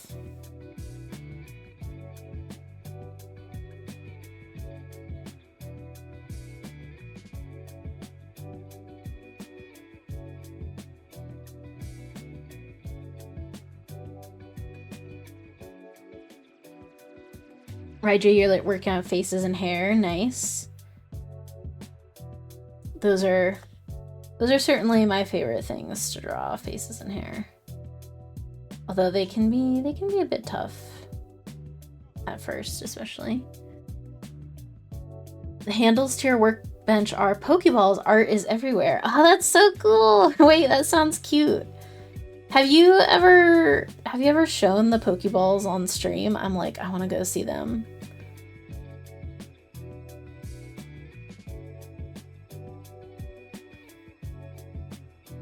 And yeah, Aiken, it's fine. Like I said, I really don't use Discord a lot, so I would probably accept the request, but I can't guarantee that I'll always be on Discord just because I don't know what it is. It's really hard for me to remember to use it. But, you know, there you go.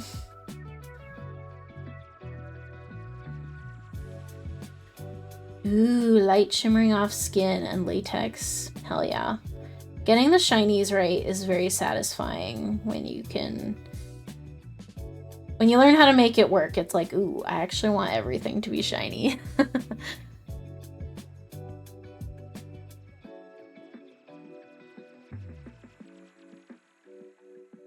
But those sound like good goals to have for sure.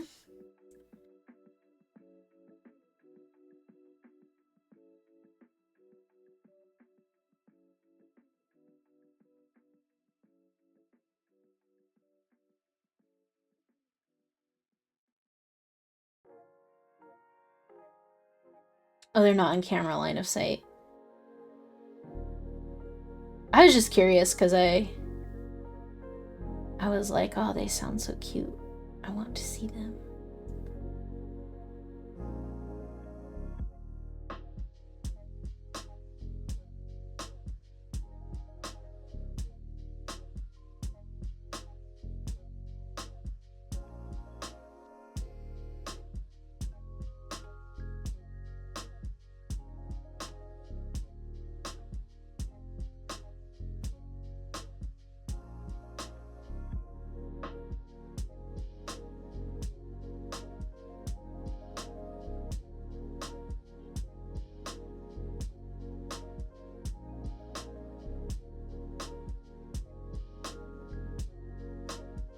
I think I'll probably end up doing this one in gouache instead of watercolor is what I'm thinking right now.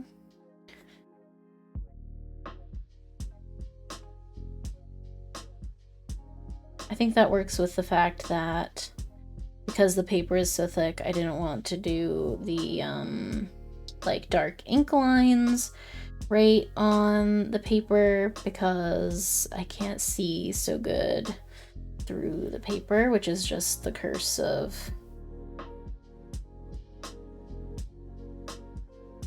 using the thicker paper, even though I like it for other reasons.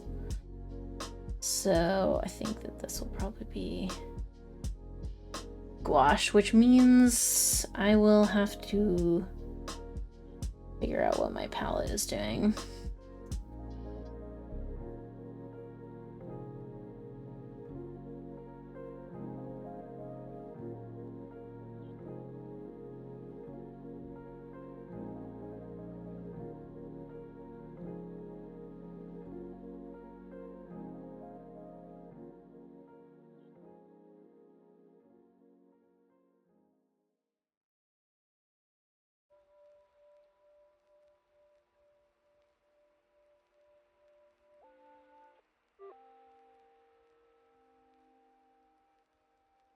Oop, blub, blub, blub, blub.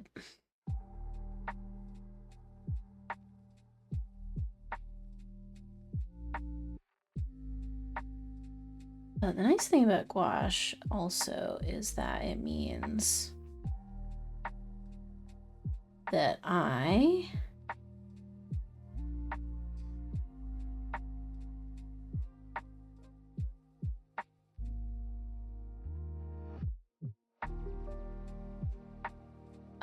can be a little bit looser with the sketch because it will probably just end up getting painted over anyway. And in fact, this one might be done now. That's pretty fast. Maybe while I have the light pad out, I will learn from my mistakes. And the last one I didn't have something to work on while it was wet, so I think I might do one more while I've got the light pad out so that I can work on something while this one is wet. And so maybe I will do this middle one. But I might try this one on Bristol. Ew. Because I might do this one in ink. Possibly. She's got sort of like a spooky eyeball. I'm moving my camera. Hang on. So that we're not... so that we can actually see the one that we're working on. Wouldn't that be something?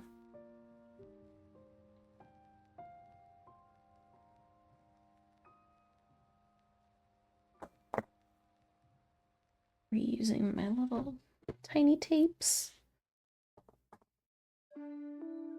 And then the three that are like gooey and suspicious, I will do off stream. It's fine. It's just, it's maple syrup. Don't worry about it.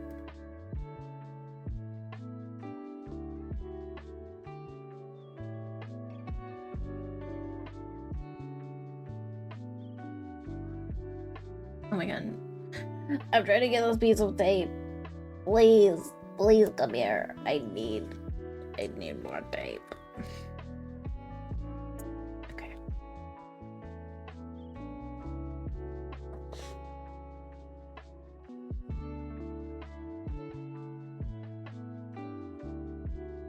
All right. What a description. Sorry. You know me, I'm just out here saying things sometimes.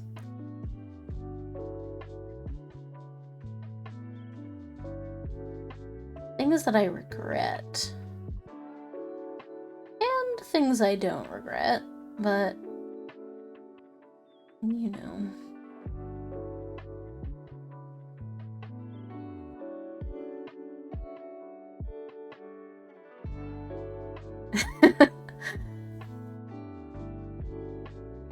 Steal away, steal away.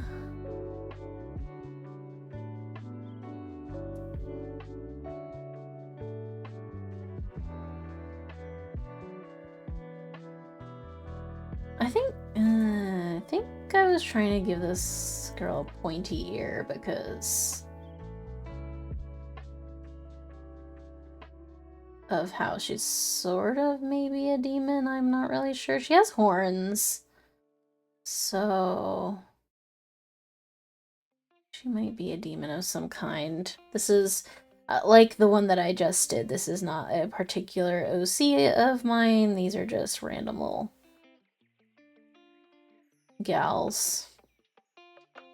I do need to do a couple more OC ones. I had done some of the ones that I already did that I showed earlier in stream are like, my thesis statement for doing those was like drawing your OCs smiling because sometimes you draw them too angsty and you just need to draw them smiling once in a while. Isn't that why we play TTRPGs, to say truly unique sentences? You know, you're so right. I gotta figure out what Starfinder character I'm gonna do for when we play our game. I have to do character design again.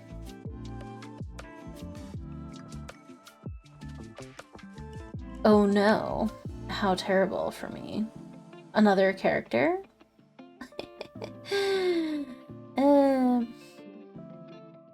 What if I just made another operative? No, I mustn't.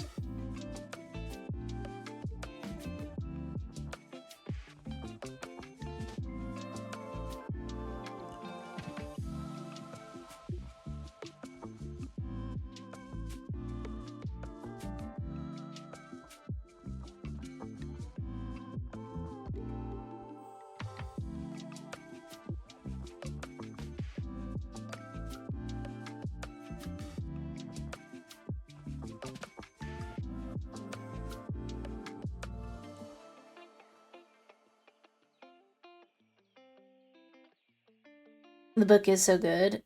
Oh, I want to see the art. But I'll be good and wait and not look at it until it's time. I feel like Pathfinder always has such good art. Like, there's this thing whenever I look at a new Pathfinder book, or, you know, Starfinder, same, not same thing, but like, you know, when I look at stuff that Paizo has made, I feel like there's always this phenomenon of looking at the book with all the art in it and just being inspired by every single piece. Like, oh my god, I know, like, that character's backstory. Like, I would like to make a character like that. Or like, ooh, the person in this ancestry, you know, section looks super awesome. Like, I want to play that. Or looking at the, you know, equivalent of a monster manual type books and being like, I want to make a campaign where there's a bunch of these. And it's just, it's like, how do they do that? But yeah, it's always really, really good.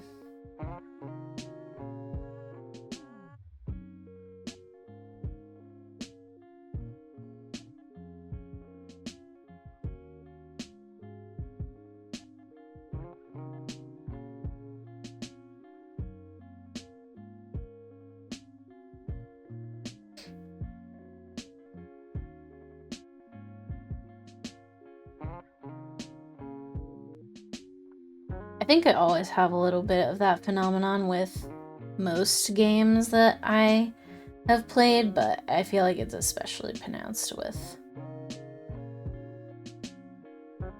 Paizo stuff, because I feel like their art department, or, you know, the people that you get art from are just so good.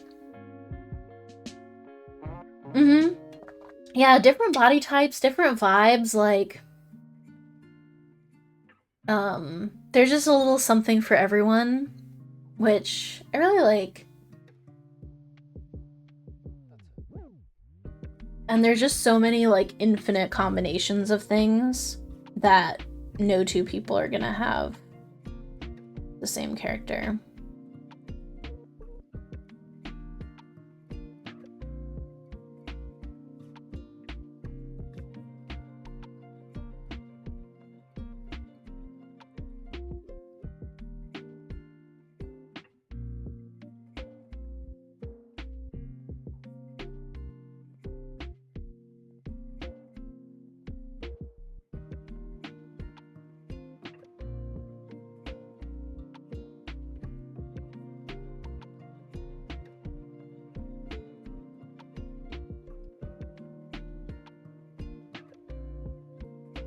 I was listening this morning to Friends at the Table playing,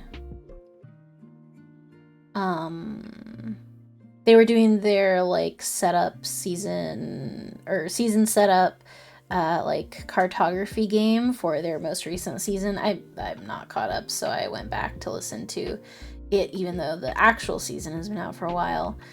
And they were playing a really cool mapping game. I think it was called Cartograph?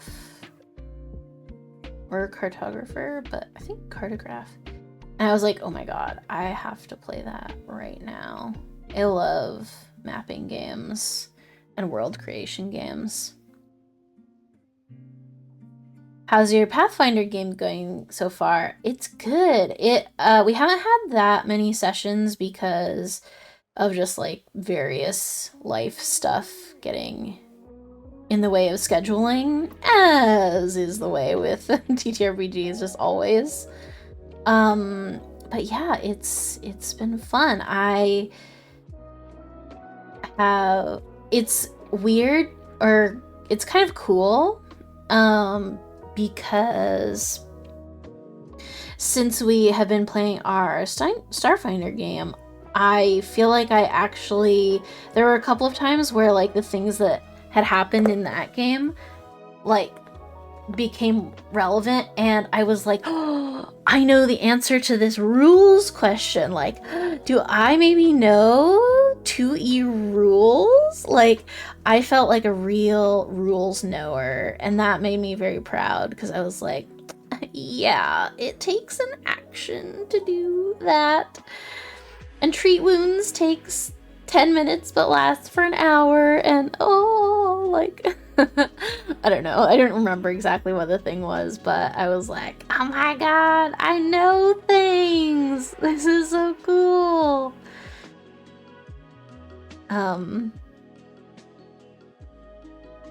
So yeah, I'm enjoying it. Indeed, I have played them before.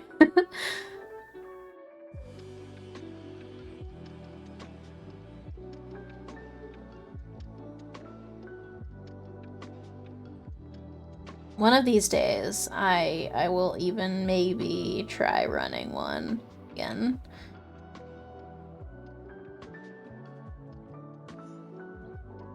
Linking the games was a good idea, even if I'm a grognard who yells about PF1E. 1EZ? Are you implying that it's the easy version?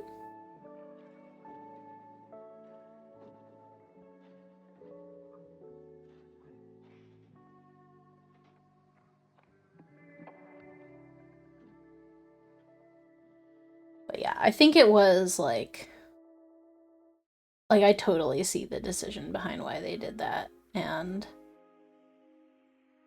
for me, who did not play Pathfinder 1E or Starfinder 1E or anything 1E, and like is just coming to it now, like it totally works for new players, because you're like, oh, I know how, like, I don't have to learn 2 different rule sets. Like,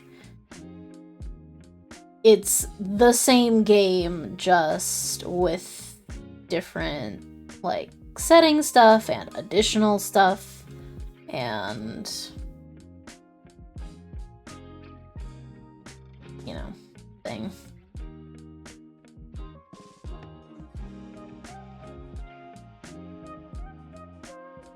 Okay, is this done? I think it's done enough to gouache over. Okay, but now my room is too dark, so hang on. I gotta go turn my light back on.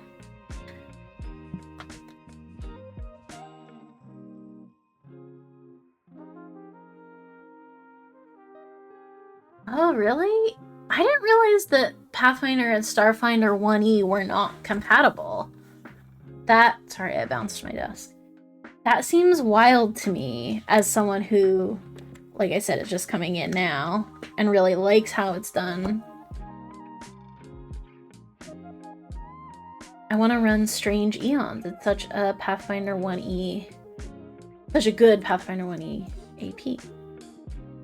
That sounds fun. I think maybe you were telling me about that one before. Oh, I meant to ask you, do you know anything about the Tyrant's Grasp Pathfinder?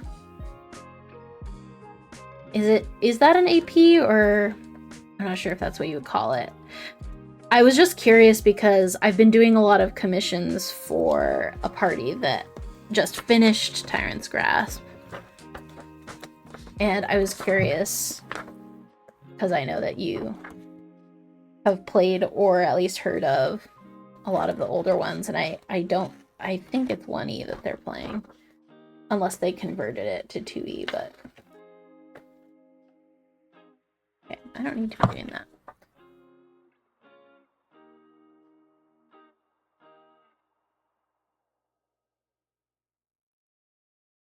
I can simply get a new piece of tape and it will be fine. It's divisive? Oh, really? How? I don't know anything about it except that that's what the characters were from. Or like, you know, that's the one that they did, and that's like, okay, I also don't want to do this on my live pad. But otherwise, I haven't heard of it, so I don't know what's divisive about it.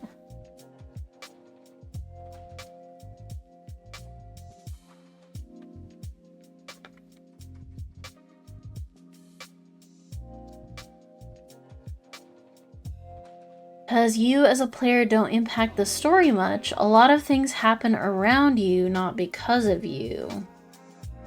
Interesting. It has a lot of lore implications for the setting. Okay. That is interesting.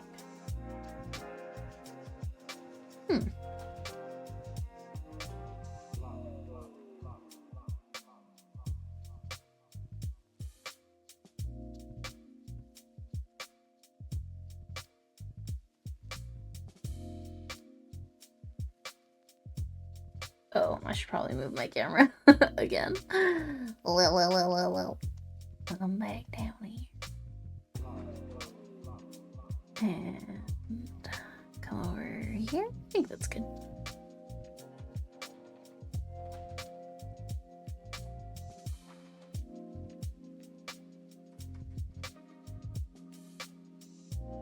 But yeah, I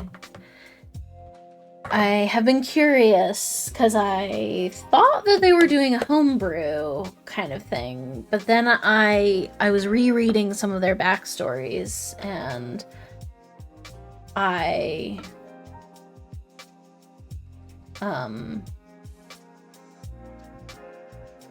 saw the phrase Tyrant's Grasp, and I just happened to be like, wait, like I think I maybe vaguely have heard of that before, and in fact I had. And in fact, it was a real thing, so. But I know that they fight a lich. There's a big bad lich in it. Tarbathon. And that's basically the only thing that I know. Except that everyone has like undead fighting powers and has been through a lot. When I was doing the commissions for the party, like a lot of the feedback was like, you can go ahead and make them more haggard looking. They've been through a lot. They're very tired. You can make them look more tired. I was like, oh, so it's like that, is it? Oh my, what have these poor characters been through? Yeah, the Whispering Tyrant. Yes.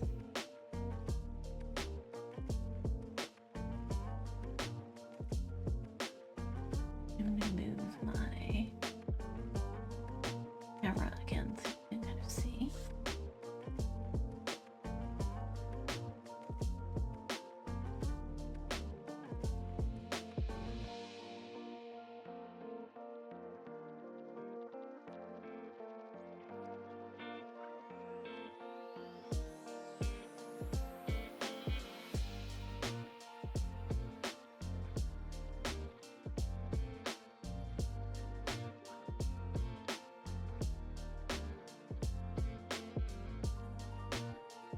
I really should have gone and got my squirt bottle instead of doing this, but this is what I'm doing, I guess.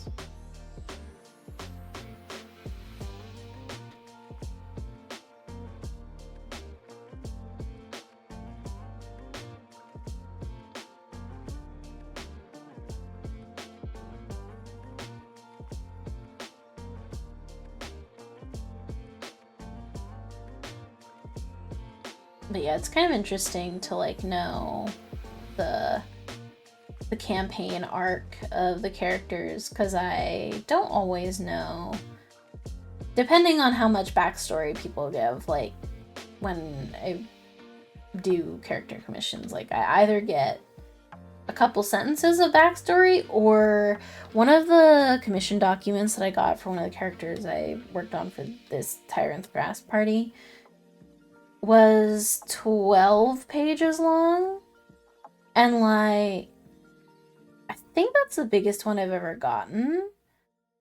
Not that I'm complaining, like it was all very helpful information. It wasn't, let me put it this way, it wasn't 12 pages of single-spaced backstory. It was like 12 pages of like photo reference and also written backstory, but I think it was definitely the longest one that I've gotten so far. But I do think it's like helpful to know kind of the backstory, because then I can be like, you know, this is the kind of story you've been going through, so like I can add a little bit of verisimilitude around that.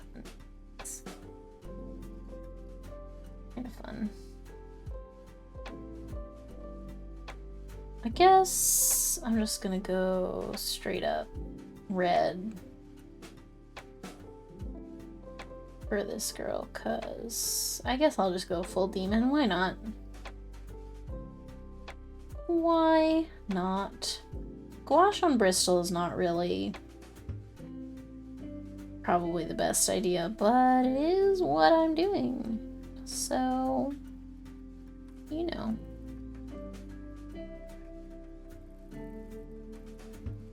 There's some cool story beats, like stuff happens with gods and heralds in Tyrant's Grasp.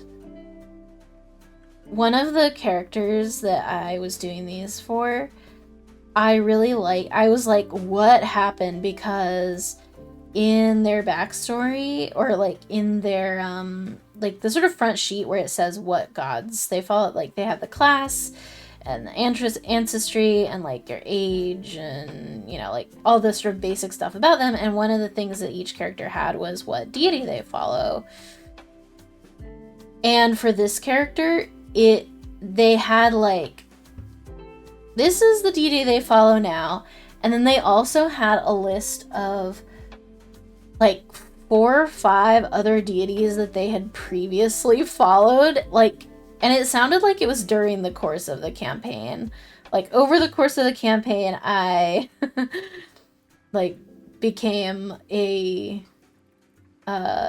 messenger for like this god and this god and this god, but then I landed on this one ultimately, and I was like, oh my gosh, that must be like a whole story, because there were a lot of them.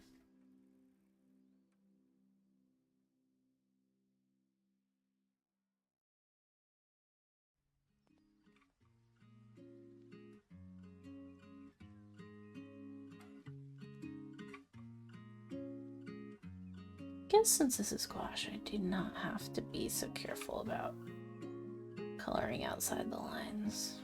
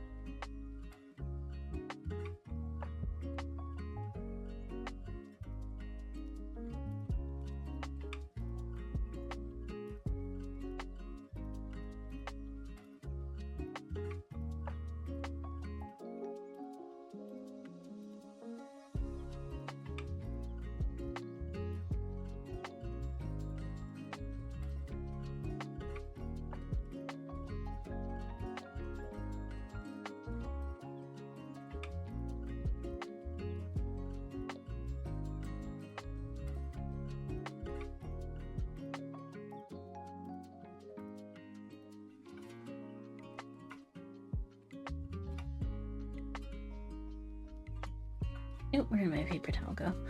The gods are real and they're switchable. Yeah. I mean, it makes sense, like, I feel like I've seen a lot of writing about this this says it probably better than I'm about to, but basically just about how, like, when in real life there have been, like, pantheons of gods, like, people often, like, didn't just worship one god. Like, it's a pantheon because they each sort of do a different thing or have a different domain, and you, like, worship the one that is relevant to your situation at the time. But the D&D and Pathfinder and, you know, those sorts of settings can sometimes conflate, like, you worship the one god that you have, and it's like, well, what about all these other ones that are provably real in the setting and also definitely affect the world? And, like, wouldn't you at some point worship them as well? Like, if you needed them? So, interesting.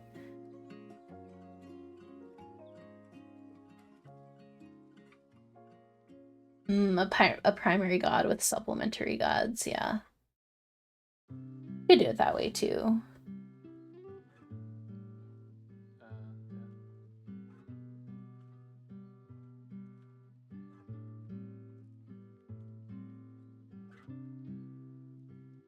I think my least favorite thing that I have seen done in some games is when you're playing D&D or Pathfinder or a setting with such, like, demonstrably real gods. Like, it's just baked into the setting that, like, the gods are real and they do things. And then you have a character who's like, I don't believe in the gods. And I'm like, what do you mean you don't believe in them? Like, I guess you don't have to worship them. And I guess you can hate them. But what do you mean when you say you don't believe in them? Like, they exist. I feel like I've seen that a couple of times, and every time I'm just like, but they're real! They're real, what do you mean? It makes me very stressed for some reason.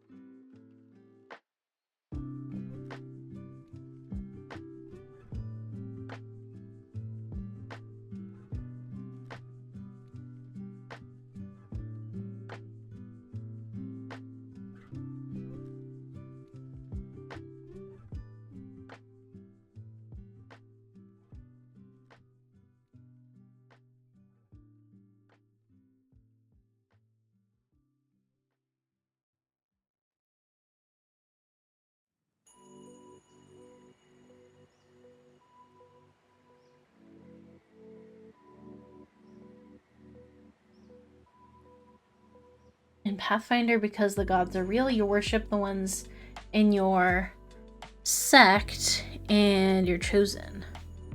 Ooh, interesting. There is a faction called the Rahadum who reject the gods. Yeah, I mean, I think rejecting them is fine. But atheist Mormons? Oh. That's certainly something to contemplate, isn't it? I don't know how that would work.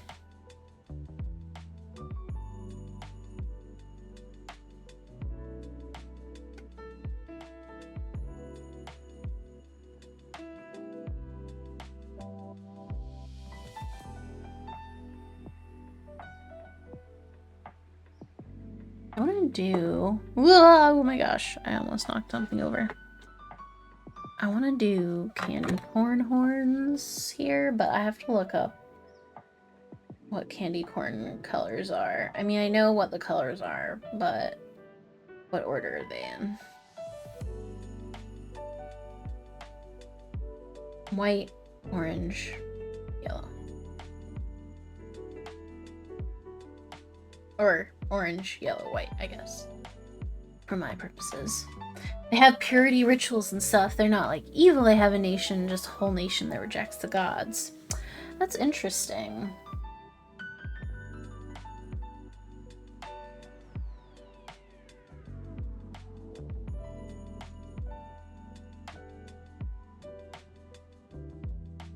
I'm very curious about that.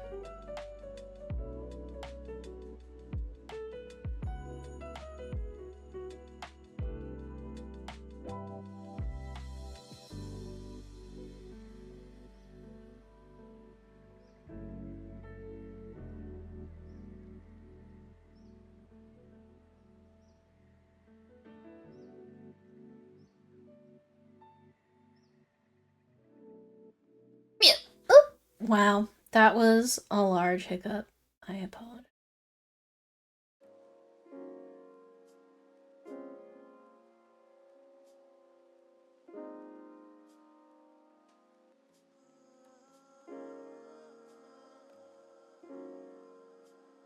The thing I realized last time we had our session of Pathfinder, it was, I think, a couple weeks ago.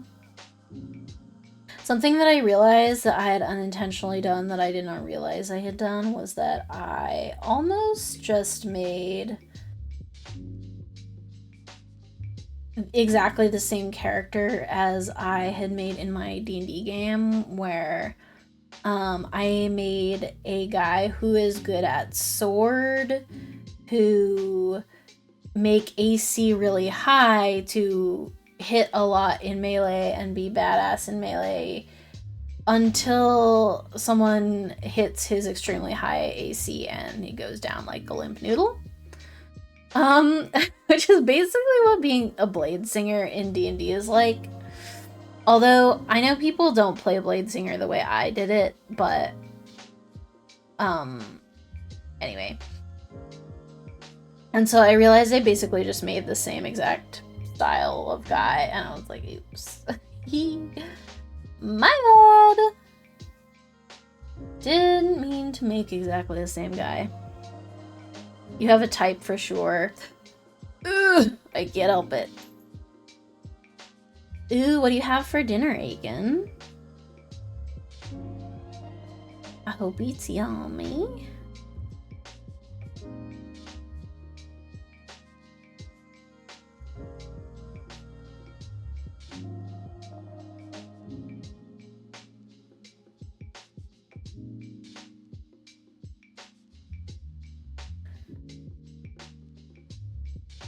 I mean, I feel like this character archetype that I have accidentally made now twice is also, like, you can also kind of see it in the way that I made Dolly in our Starfinder game, which is basically just do good big hit, but then don't get hit yourself. Which, you know, it's just, I don't know. Chicken a la king with fried potatoes. That sounds really good. I hope you enjoy. Yummy as heck.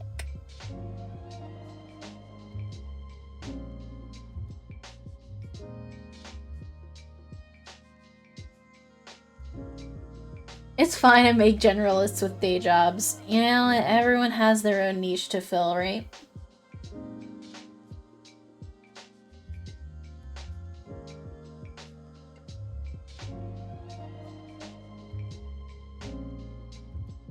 There's a part of me that wants to make, like, really high concept, like, mage characters, but I don't know. especially in Pathfinder and Starfinder, I'm really intimidated by the magic system and preparing spells. I don't know why it is so scary to me.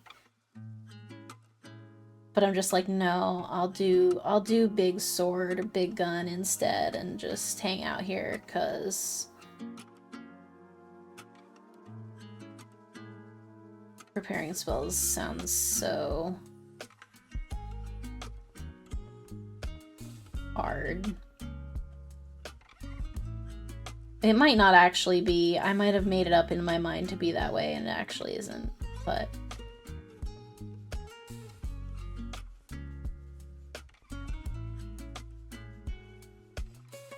you do great. Oh, thank you. Maybe I'll try it for this new character, who can say. I saw a really cool Starfinder character this afternoon and it inspired me. I was like, oh my god. You made your character look so cool. I want to make my Starfinder character. I'll see if I can find it. It was like, it was a Lashunta, the ones with like the telepathy and the antennaes.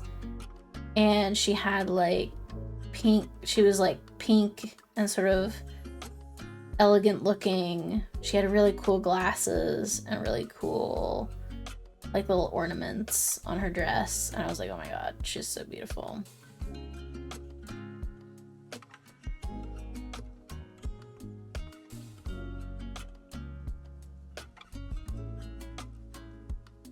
I think she was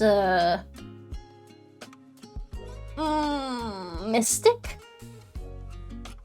I think she was a mystic.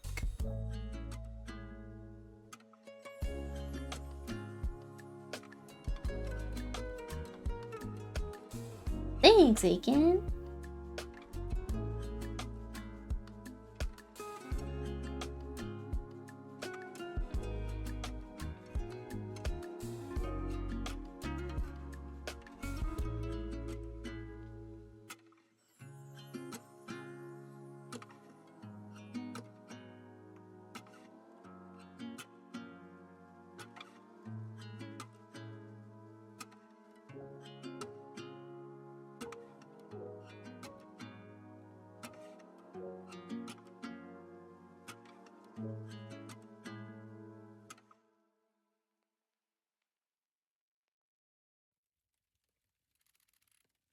I wonder if I could find that art.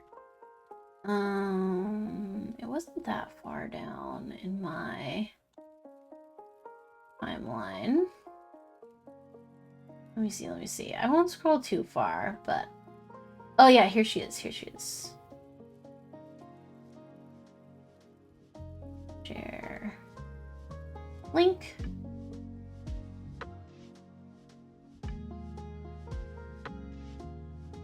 That's the one I saw. I was like, oh, she's so beautiful. Oh my god.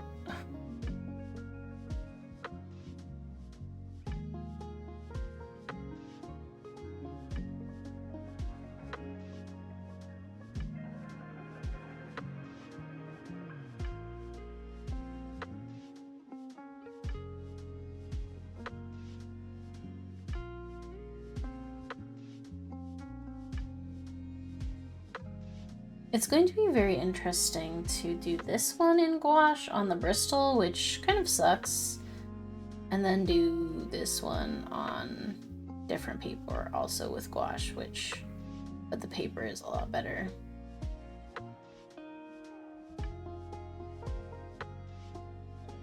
Such is life.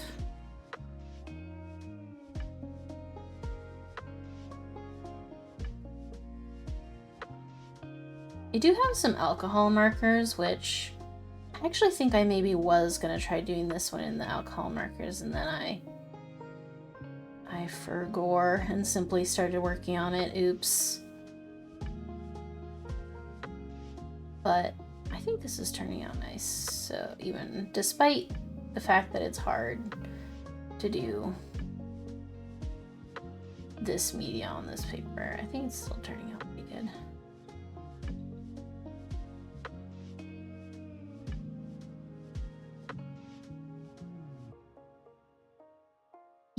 Yeah, isn't she pretty? And like, I don't know, it's a cool interpretation on the book design. I liked the way that they like kept the basics but sort of iterated on it in a unique way.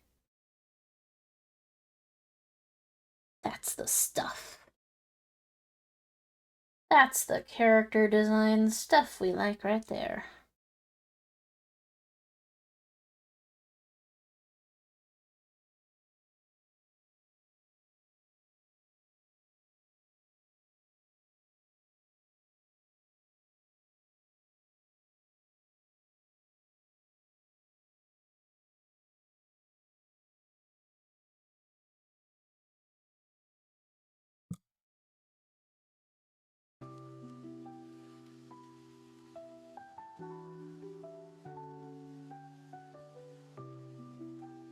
Reminds you of Azula from Avatar. Oh yeah, I could totally see that connection.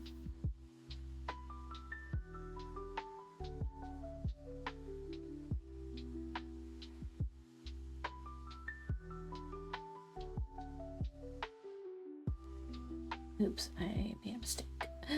Oh no, I made a mistake. It's wet over here. Okay, let's see if I can do the other side of the hair without smudging anything. Maybe? Maybe not? Who knows? Who can say?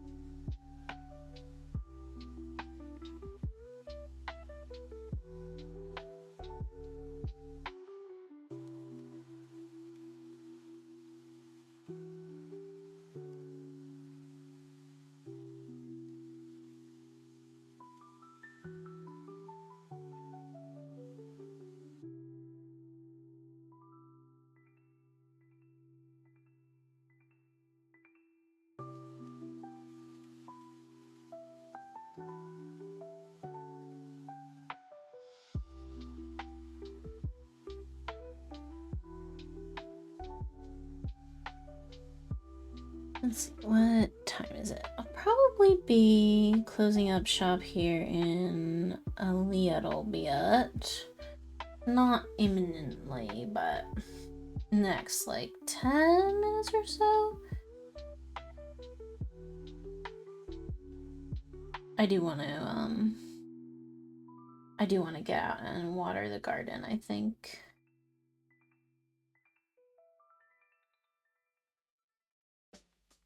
Because it was warm today, so I can only imagine that everyone is probably pretty thirsty.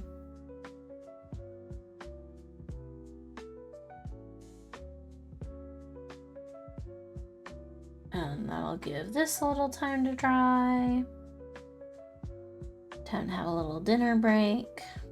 I think I'll have more of my strange shrimp dish, which will be yummy.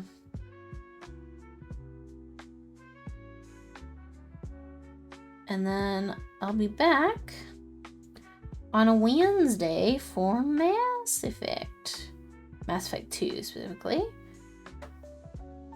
I have no idea how far along in that game I never have had any clue how far along in a Mass Effect game I have been. Never in my life have I known. Until like the last minute, and I'm like, oh, this is the final battle. Got it.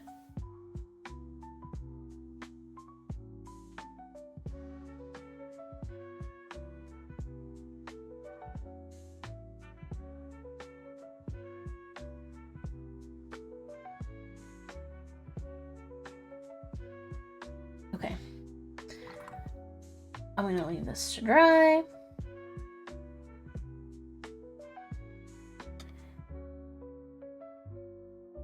I hope those of you who have, ooh, New Orleans barbecue shrimp.